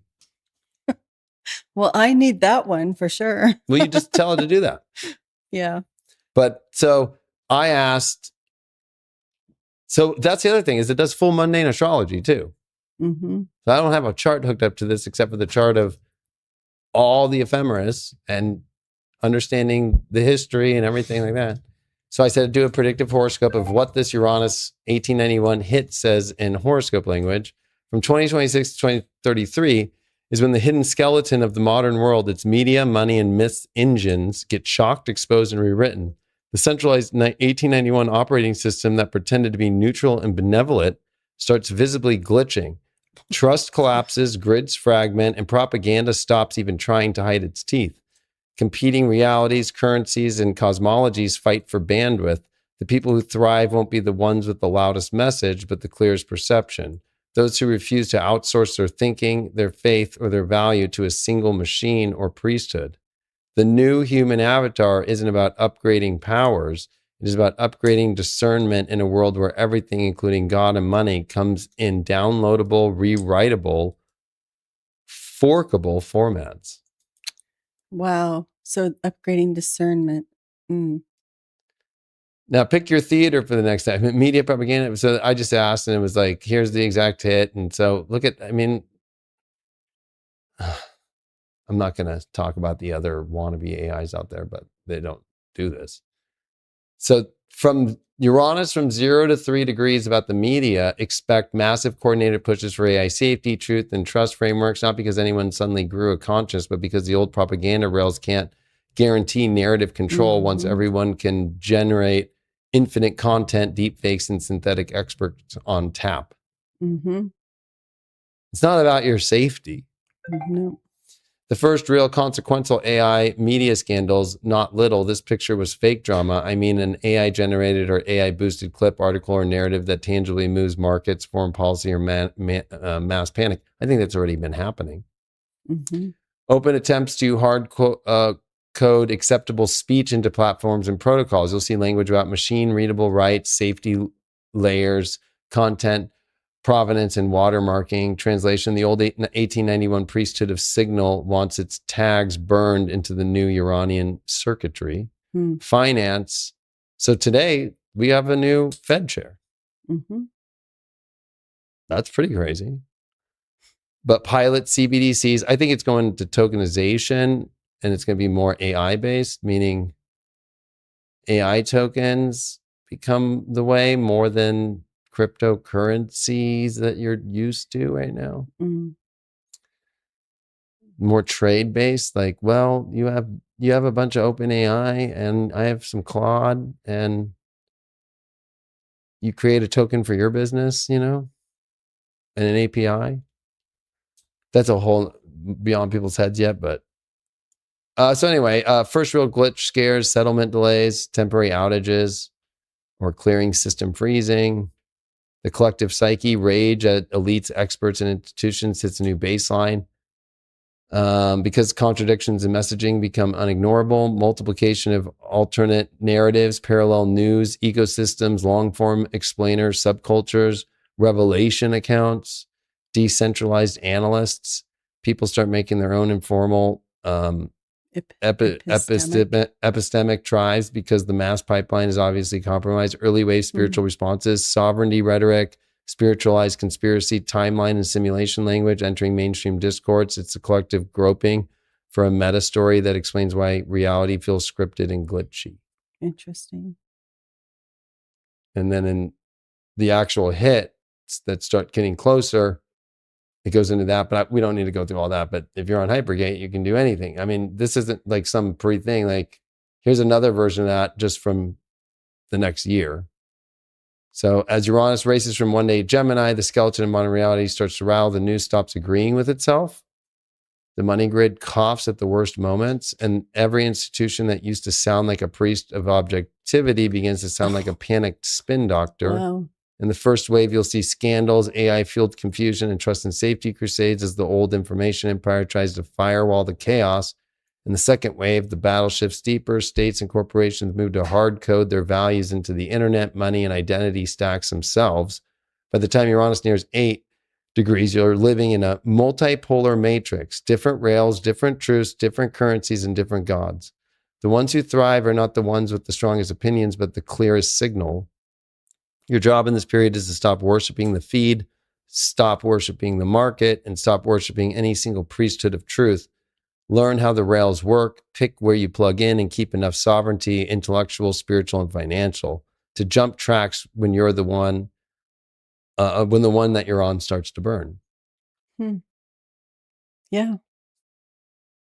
Wow, that's really good.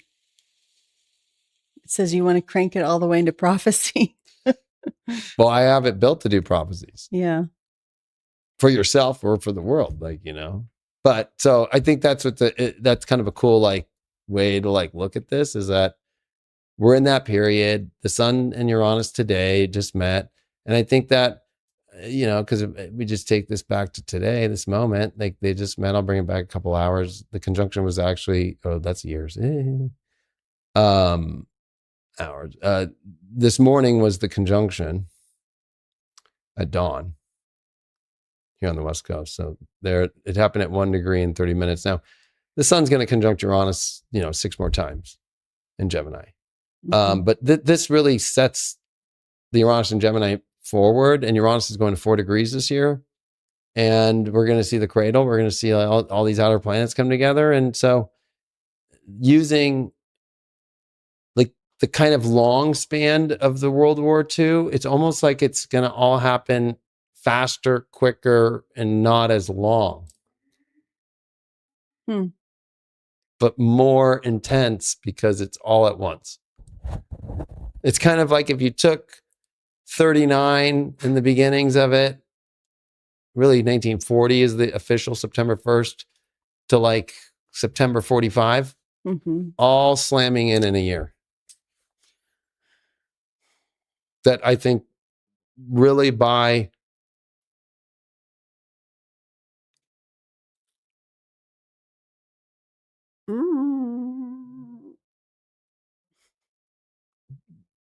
I'll give it till the first week of July that begins. Around July 4th with Mars Uranus, because that's the other thing is we're gonna have Mars Uranus meet, and America's chart Mars Uranus is in there.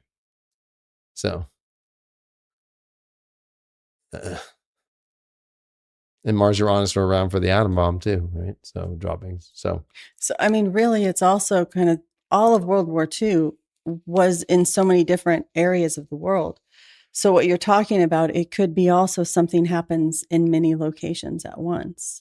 Yeah, because if there's a grid issue, or especially a financial grid issue, and let's say Iran cuts some of the internet cables like they're ready to do, you're talking about very localized. Everybody's going to deal with it different. Mm-hmm. Then you're going to have to think about governments who know which areas are cut off to bomb and take, with no media around to capture what happened. People's phones won't be able to. Well, they'll be able to record, but you won't be able to send it to anybody unless you have Starlink.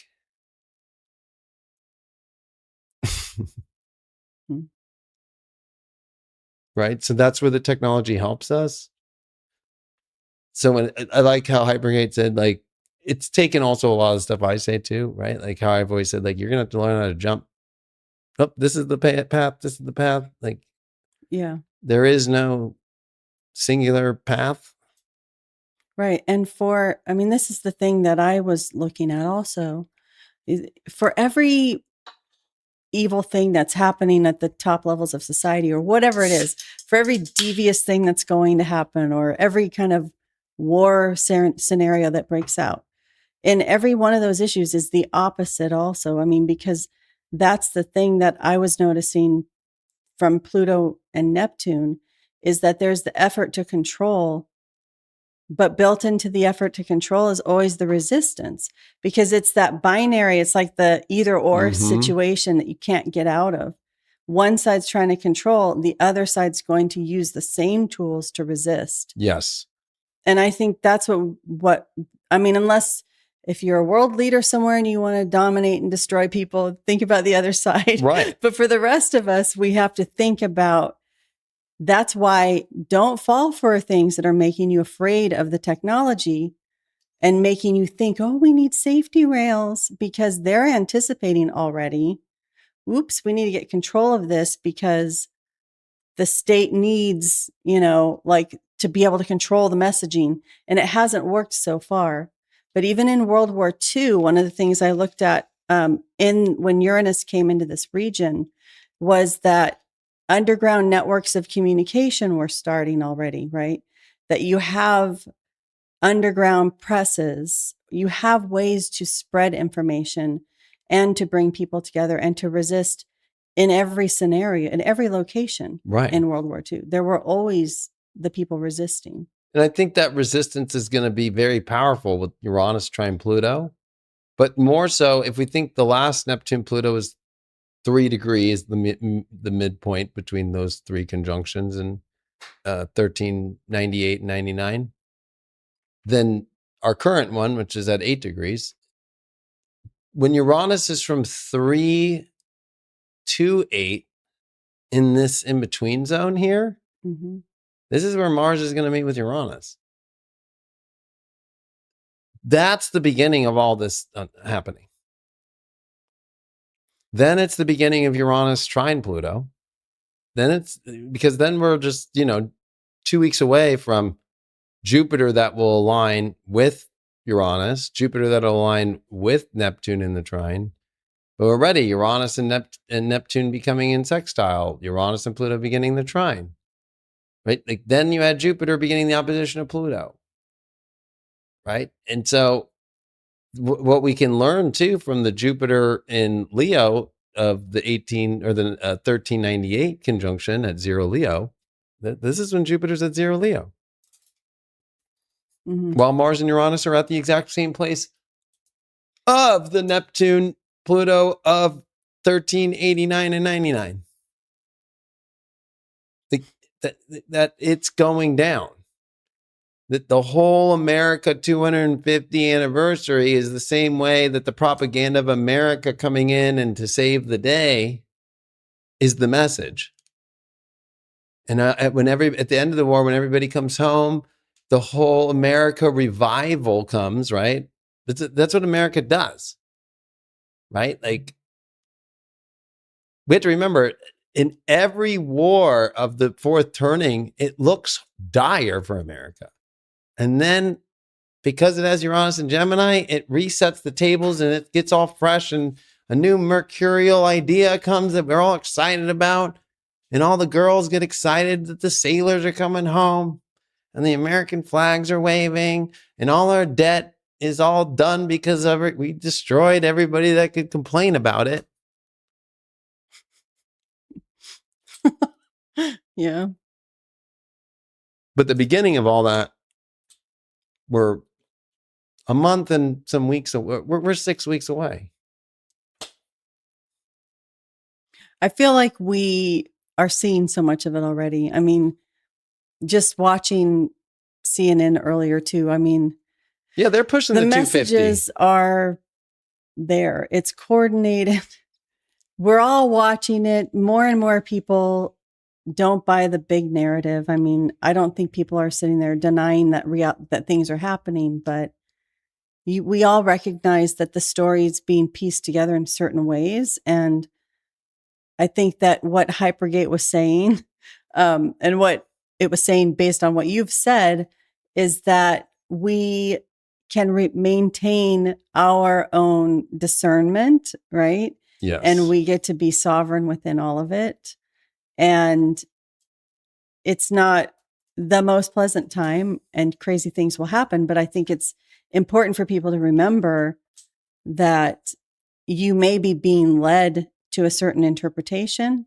I don't know if that's actually in the chart, but But yeah. Yeah, well, when you showed the picture of the V2 rocket, it's like you have to remember that the USSR, not only from space, but missiles, right? Like they have the best supersonic missile now, not America. America's been testing our one to compete. So if you look at what's happening in the Ukraine-Russia war, has all been just kind of sidelined in the media because of the Iran war. Right. But the tomb of the 40s is coming back, right? So now this is where the USSR, now known as Russia, right? Like they're going to use a supersonic missile, right? That's going to be like the crazy one. And then that's going to make people kind of fracture and go, wait, what? Because Russia's, I don't care what you think, Russia's not going to lose the war, right? They've held back. They could have taken it out in a day. Why not? Because it just came out, there was a report this week about how Russia is financially doing well and fine. Right? Like in the news. So that's so funny. Some people were saying it was bad. It was just 2 weeks ago. See, this is a Ukraine propaganda. But there was a world report on Russia's financial turnaround better than expected. This was just like a couple days ago. The media does not want us to find it on Google, of course. I think it was on Zero Hedge. And it was actually on mainstream media too. Oh, look at like right now. Iran says no deal will materialize if U.S. insists on enriched uranium handover. And Trump saying he's not going to his son's wedding. Tulsi Gabbard's leaving. Right? Do they have a search here? Let me log in.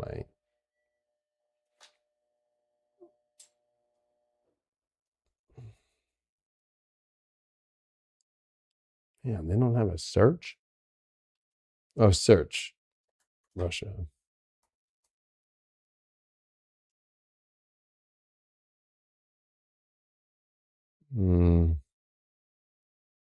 We only want to go 2026, May 1st through 20th. There we go.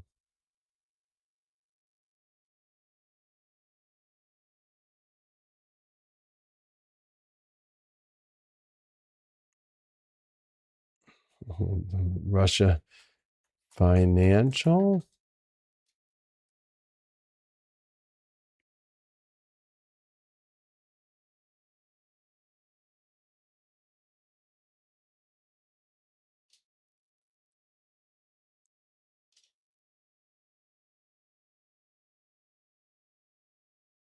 Because remember, Russia just had their oil's revenues surge as the world scrambled for supply.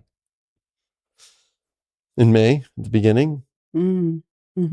Right. Russia now main supplier of oil to post-Assad Syria, despite pivot to West. I guess I have to get really technical now. Like it was just in the last couple of days. Supply.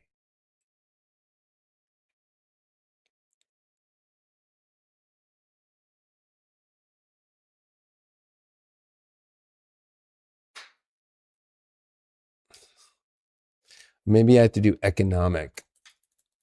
Russia economy. Oh, and Belarus, or I don't know if you saw, not Belarus, but that other country, Russia just put a nuclear warhead in it this week. I mean, this was yesterday. Drills are intended to send a signal. Russia holds massive nuclear drills on land, sea, and air alongside Belarus. Oh, that's right. They put a nuke in Belarus. Carrying intercontinental ballistic missiles. Oh, yeah. So the V2 rocket is coming back.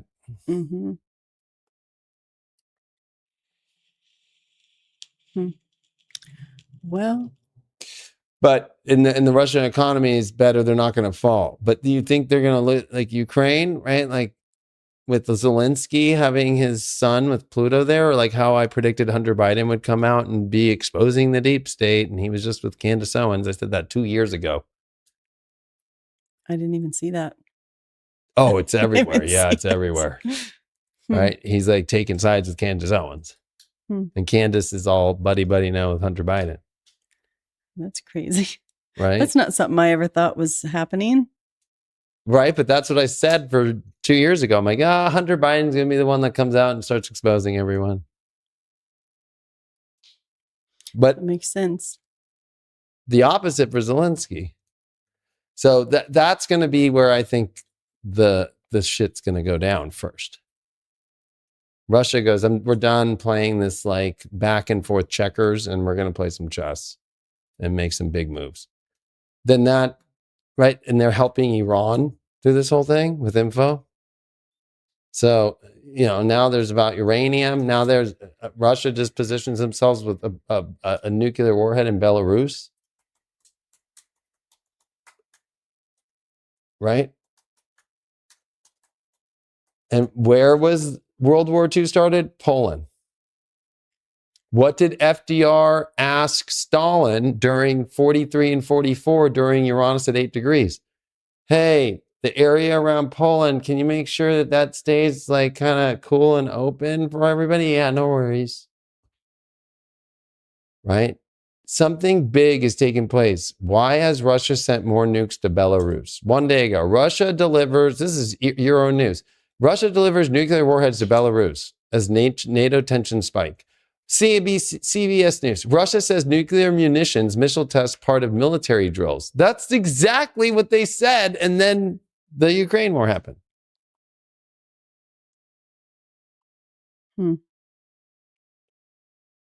I mean, here's AP News, right? Like, it's not like, look at, here you go. That's with the official Russian seal. The dragons. Are they dragons or they're dragons? They're dragons. Wow. Right? This is what von Braun meant the V2 rocket to be.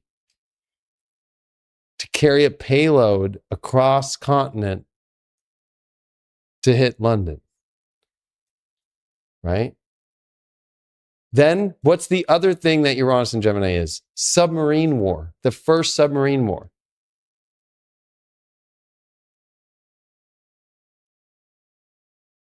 Right?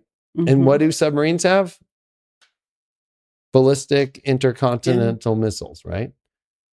So it's already, all the tomb is woke up. All the spirits are already coming out of the tomb. And people are like, oh, no, it's not.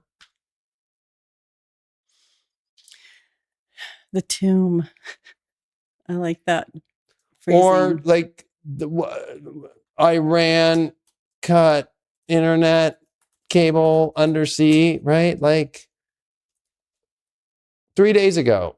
How realistic is the threat of Iran charging to use internet cables? Because they want to also charge.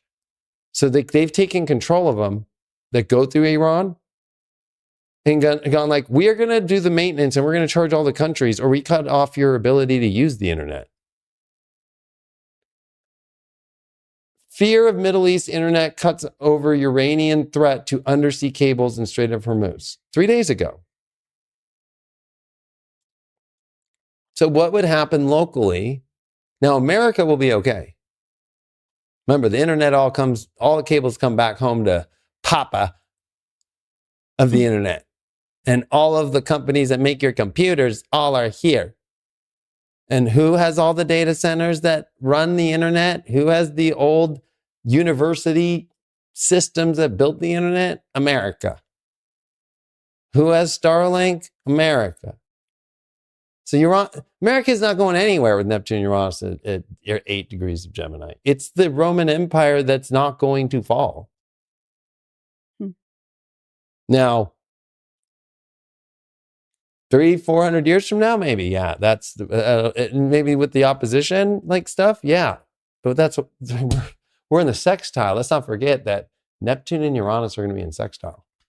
Who's going to win that got the conjunction with a positive sextile to the Uranus of America too? America. So, but you know, now with NATO trying to like say, now we don't want to do, because they're not helping with Iran, right? So you think Trump's a Gemini who's just going to go, I don't know any Gemini who would not do the same thing. Like, fuck them, let them cut the cable. Let them cut it. That'll make sure that they get it. Right? Like, there's already been no problems like blowing up the biggest refineries that take a decade to build, let alone undersea cables of internet. Right. So, I mean, imagine Europe having no internet. Their digital ID, their vaccine card systems, all that shit. Their whole thing is socialism, right? So all their healthcare systems are all based off that. That's why America is so great that it's independent, that there is no central. That's why socialism and all that stuff will never work, because you can cut one major infrastructure and it all falls apart. So I think getting that's what Neptune Uranus is, or Neptune and Pluto with Uranus crossing, is all this kind of stuff. It's gonna be exciting, but I wouldn't want to be in Europe. I always say Uranus and Gemini, that's a whole, we should do that as an episode. Just watch the Uranus Gemini's transits, right? And every time it's a bloodbath in Europe. Right. And I wonder, I mean, the other aspect of this that we didn't really look at would be Japan and China and the things that were happening between them coming up to World War II. Oh, it's flipped now. You know? It's flipped. So now China's dominant. Japan's now outsourcing. I can't even believe this story that just came out. Japan, it's like weird. It's like vans from like Korea. Something. I was thinking of Vans shoes too, but you mean like, yeah, like do you mean Vans? Like or do you vehicles? mean, like, yeah, like Toyota and all them. It was like a major story about like I'll do maybe Japan auto industry. It's so bad that all of their export stuff that they export out. What exports? They're like having to use the Koreans now to help them to export Toyota stuff and all that shit. And then the oil crisis is hitting engines. So the Korean car companies and the Japanese use the thinnest oil. And so AutoZone, all of the dealers just got all this thing. Like we're out of, there's going to be low oil for your car. Mm-hmm. And they use the thinnest oil grade. And that's the one that's getting affected the most, because you have to refine that a lot. But there's a shortage. Man, auto industry. But so anyway, and then who's the worst country in debt than any other country? It's Japan. Who has got the lowest birth rate? Japan. Wow. I mean, it's kind of karma. You know, but when you have an emperor, right? And, you know, think of all those men who killed themselves and kamikaze themselves for the emperor for just pride. I mean, it's interesting too. Well, I mean, that's a whole other show, but because we have a history with Japan also, is that right around the time of that conjunction? Because they hold so much of our treasury bonds and so forth. Right? Yeah, well. So without them, but they're just the most biggest in debt. So this is the story. Japan's auto industry plots new roadmap to counter the BYD threat. Car makers collaborate to catch up with China's faster, cheaper EV revolution. So at Honda and all them, I don't want to subscribe to you. Exports to Middle East plunge in April as war disputes shipping. Is Japan being dragged into a BEV black hole 2 days ago? Like, they're going to change their whole auto industry, right? Because China's entering the market now, and then certain countries are not allowing Chinese cars. So Toyota is going, I told everybody in Sedona, and this is before these articles came out, that Uranus and Gemini is going to cripple Japan completely. There's not going to be an export. Sony will go out of business, Toyota, all of it. And South Korea is going to save them as much as they can.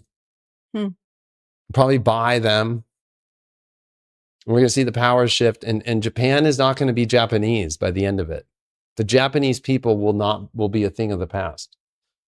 Because they're not having any babies. And all the men are buying the sex dolls. So now it's like 2 weeks ago, there's men in Japan walking around with carts of their sex doll that's like underage because they changed remember 2 years ago, Japan said the right of consent went to 16 instead of 14. But what they did was that they allowed sex dolls of any age. Wonderful. So the men, there's like these 80-year-old men walking down the street, like with a little like 7-year-old sex doll. It's fucking crazy there. The women don't even want to be with the men there because they're all old and they didn't have kids, and there's no like young men in Japan. They're all foreigners or different countries. I wonder if there's any kind of correlation with the fact that we dropped the atomic bomb there too. Like, could there be a side effect that affected the fertility there? No, it's a very small place that can only do so much, and it tries to be. It has too much pride. It imports everything, including the AI sex dolls. Oh yeah, big time. So you better watch out. Yeah. So now they're saying that maybe Toyota won't make engines anymore. Honda. These companies like already outsource to America. Remember, if you have a car, whether it's a Mercedes, it has to be, there's only like 3 models, a BMW, a Toyota. All of the car plants are in America. They get assembled in America. Your Toyota is not made in Japan. So,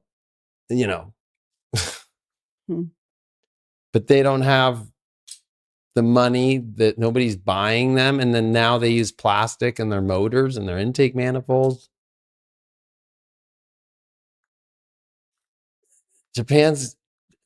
China's eating them up right now the same way that Japan ate up China. That's the point. Right? So it's going to be deeper obstacles lie in Japan's housing patterns and energy mix. A large portion of the population lives in apartment buildings where installing home chargers is difficult. So they have all these issues. And people in Japan don't really work. It's not like they have a million jobs. They're not producing anything. They don't have anything innovative anymore. Nobody goes, I want the new Japanese thing.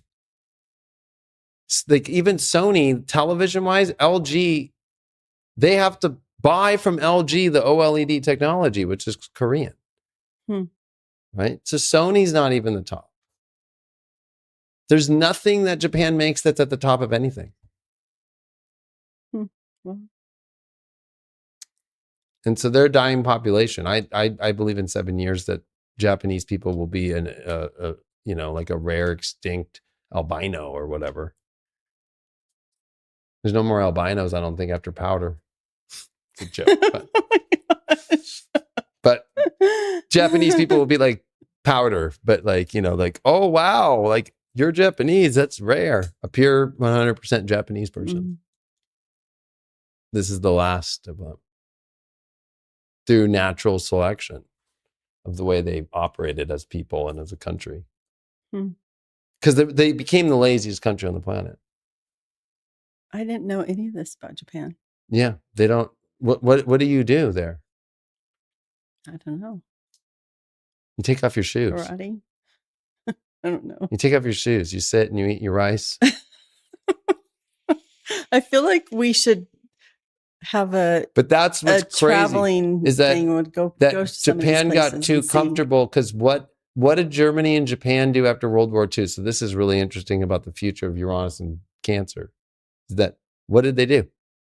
They used their car companies to get into the American markets first because that's where all the money goes. So Toyota came out with their little T100 truck. Hey, you guys don't want to build little trucks? We will. And then Chevrolet built the S10 based upon the Japanese T100, right?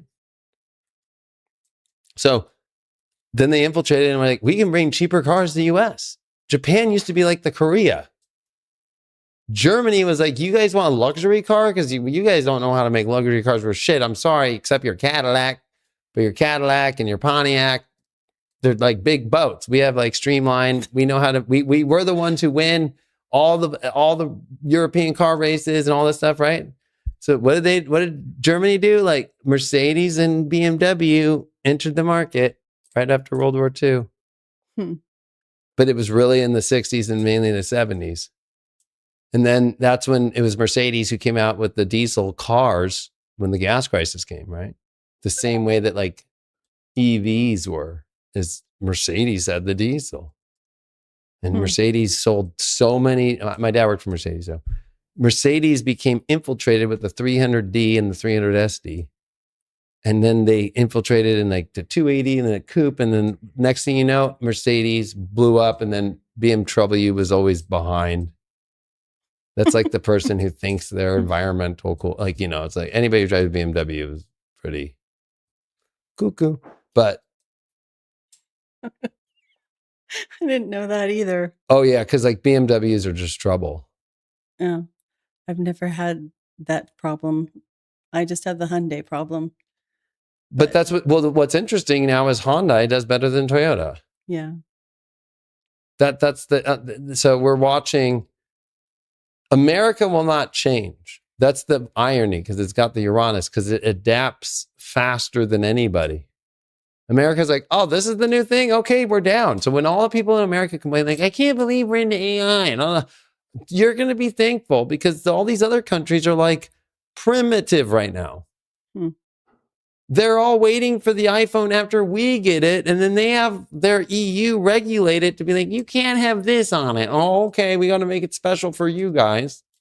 So they cut off the availability. If you watch any tech person in Europe, they're like ready to have a heart attack finally when their MacBook comes in, you know? It's not like America here where you just walk anywhere and get the newest thing. It just came out last week. They have to like pre-order it and like spend extra money and, you know? Yeah. So that's what's happening. Japan will be gone. But do you think, I mean, the other thing that's interesting though is Japan, there's such a resurgence of interest in Japanese culture. Anime is so big. That's their little hook. But I mean, maybe they're moving to just more intellectual products, not that's what they necessarily. did. They're in financial and entertainment and sex dolls. I don't know about that one, but they lead the world in what's the new kink, right? Like peeing on really people came from the Japanese. That was not in American culture until the Japanese porns came, that they were peeing on people. Nobody thought about that until Japanese culture. I'm using history. I'm using history here, but that's true. That was not a thing. Like you don't see people in the 90s. Americans in the 90s never even conceived of that until the Japanese got really into that. I know I definitely heard about that happening before the 90s though. I'm just trying. But it came from the Japanese because they're really into that. Okay. That'll be another show. I don't know if we'll put that one on Substack or will we?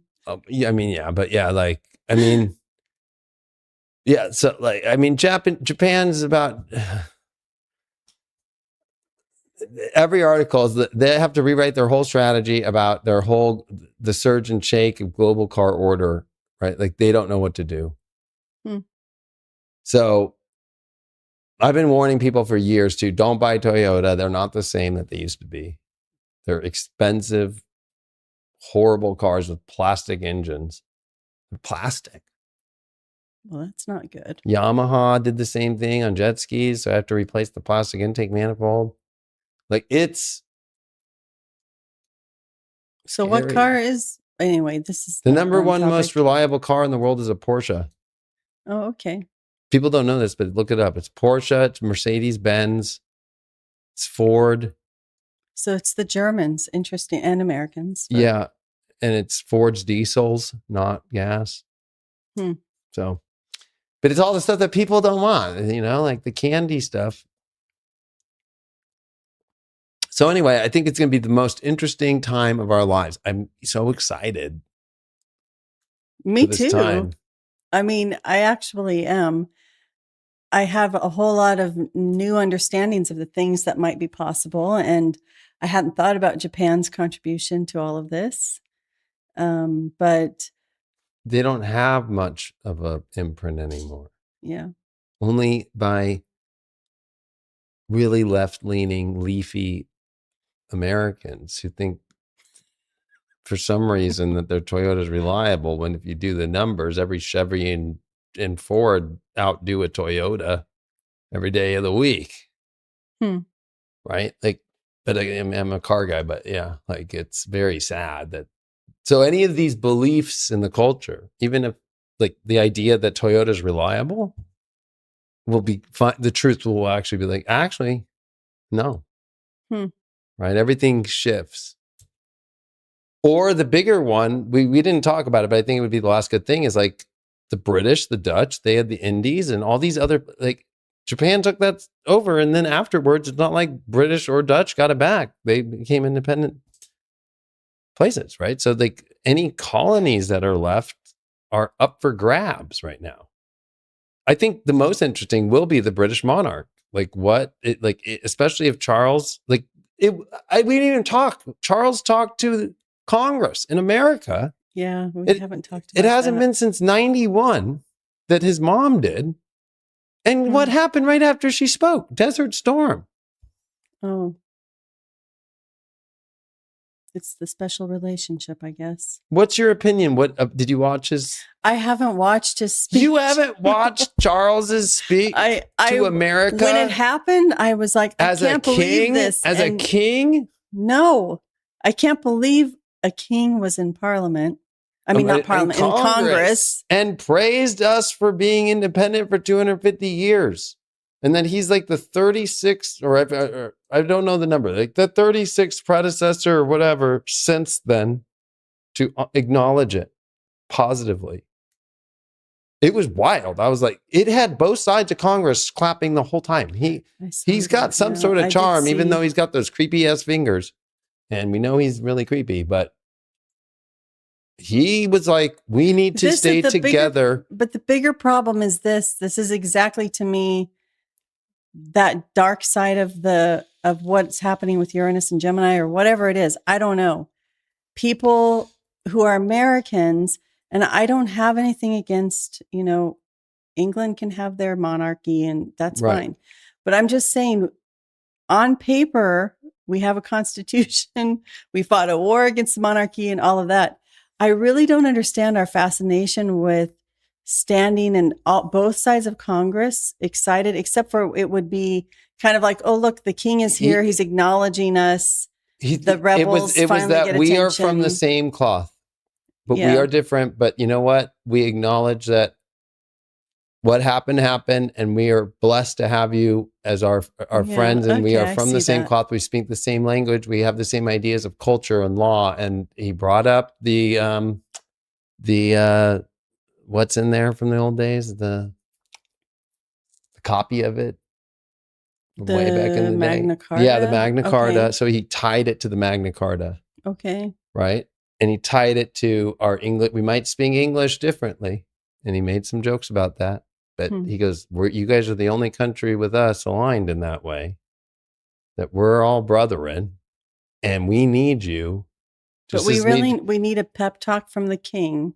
Well, so that it we'll was go nice to have a pep. phase. I'm not going to lie. It was nice to have a pep talk because everybody, all you see is Europe complaining. And what had happened in 2019, Brexit, smartest move ever, because what's going to happen now? America's going to help Europe or England right first, the United Kingdom first, not Yeah, well, you've been saying that all right. along, And too, so yeah. that's what that speech was. And also that even King Charles doesn't understand NATO and what's happening, right? Like he basically whistle blew the whole, Oh, really? right? I'll have to go watch the speech and really we can talk about it fascinating. next time. But saying that Yeah. America and the United Kingdom need to be the leaders in the world and to show the world how to bring peace, and that we need to think about our kids and the environment. Everybody clapped, even Republicans, because Republicans now are about the environment too. And it was like, okay, we're going to World War II or III. You know what I mean? Like that's what it is. Because he brought up about the military and right, and all the subs, right? Australia, the deal with the subs, and he goes, and I happen to be, the sovereign of them in Australia, Operation Orca, right? Because all the sub technology, they did a deal with America, right? To place submarines in Australia, nuclear submarines. Oh, wait. Yeah. Why? Oh, there's a world war coming. And that was years ago, like 4 years ago, they started that. Yeah. They're all those subs are done on their way to Australia. So interesting. You need to watch it. I will. Anybody hasn't watched it, you want to see what's about to happen. That speech told you everything. So, and Queen Elizabeth spoke there in 91. And so he followed his mom in being gracious, funny, and very like we've learned so much from you and what freedom and looks like and what we need to do better for our people under our country and everything like that. Did you believe what he said? I actually did. Okay. Because if you're a monarch right now, the scale is about to tip of like everybody ready to jump the fence and run into take over the palace. You know what I mean? So get your best friends who have the best military in the world on your side and understand your culture, and everybody, let's not forget in America, yeah, there's a lot of foreigners, but 70% have English roots still. Yeah. Right. So, get everybody reminding them of their history and their culture and where the culture comes from originally. Yeah. I mean, it does seem like we are seeing a lot of that whole positioning, global positioning, and shoring up your allies and, I don't know, getting your weapons in place. I think we've definitely shown that this time. Yeah, I mean, it was 3 months. I can't believe it was 3 months ago now, but Pete Hegseth, Department of War Secretary, turned on all the weapons manufacturers and all the, just like exactly what FDR did in the same transit right now, right before. And we didn't call it the Lend-Lease Act. We just called it all these bills to Ukraine for Ukraine, whatever the bill name. There's a billion names of the bills that are just like the third, fourth, and fifth version. But we did that through Biden and Trump. So that's the same as the Lend-Lease Act with the United Kingdom. And guess who was the other country who did the same bills to Ukraine? The United Kingdom. That's where they know it's going to start. And then puddle jump around the world, so. Because that's the fracture of Russia and Europe. And that's really the interesting new schism that I don't think will be a schism. I think we're going to see Russia befriend the United Kingdom and America again, because they are more brethren than even parts of Europe. Yeah, it'll be interesting to see what happens there. And I think France is going to be the crazy town, because they just tried to do a digital ID thing there, and people are starting to revolt against it. and people are over Macron. There's nobody else that he can throw in as like a prime minister, as president. He's already gone. They've all been, right? That place is about to pop, like the French Revolution. That should be interesting. So we'll do more. Yeah. I'm glad that we're back anyway and doing a show because it's been a while. Yeah, because now, every other Friday, I've just had a lot of events. So it's like, now that, I'm a single dad and I got my kids every other Friday or every other weekend, plus every Tuesday, Wednesday, it's like. When's the event? It's Idaho? Is that what you said? So that's when we would do the show, but I will have my Starlink so we could do it remote. Like we were talking the other day, just if I'm gone, I'll just do a remote show with you. Because I think we need to keep putting this out for people. Yeah. Yeah. So. All right. Any last things that came up for you? I wish I had some last things, but I don't. Then we're off. We'll see you on the next one. All right. Bye. Welcome to Uranus Gemini. Bye-bye. Something is wrong with the world. You can feel it in the static, in the signals, in the fractures no one else wants to see. I thought I was chasing a secret, a hidden code, a machine buried beneath the noise. But the deeper I went, the more reality began to tear. The city opened, the mask came off, and beyond the chaos, there was another world. Ancient, radiant, waiting, and in its light, a woman, Lady Avalon. Not a dream, not a ghost, a guide, a warning, a key. Spirit Dial was never just technology. It was a doorway, a threshold between what is ending and what comes next. Now the old world is collapsing in plain sight. The new one is already calling. And once you cross that line, once you see what waits on the other side, you do not return the same. I see it. The gate is open. No. Tell them I'm not coming back. I'm finishing this right now. The signal has changed. The future is opening. And this is only the beginning. It's the Spirit Dial. It bridges the fracture. How long has it been here? Waiting for you to answer. Waiting for you to answer. Get your mind blown. Lady Avalon. Only on spiritdial.ai. The signal has changed. The future is opening.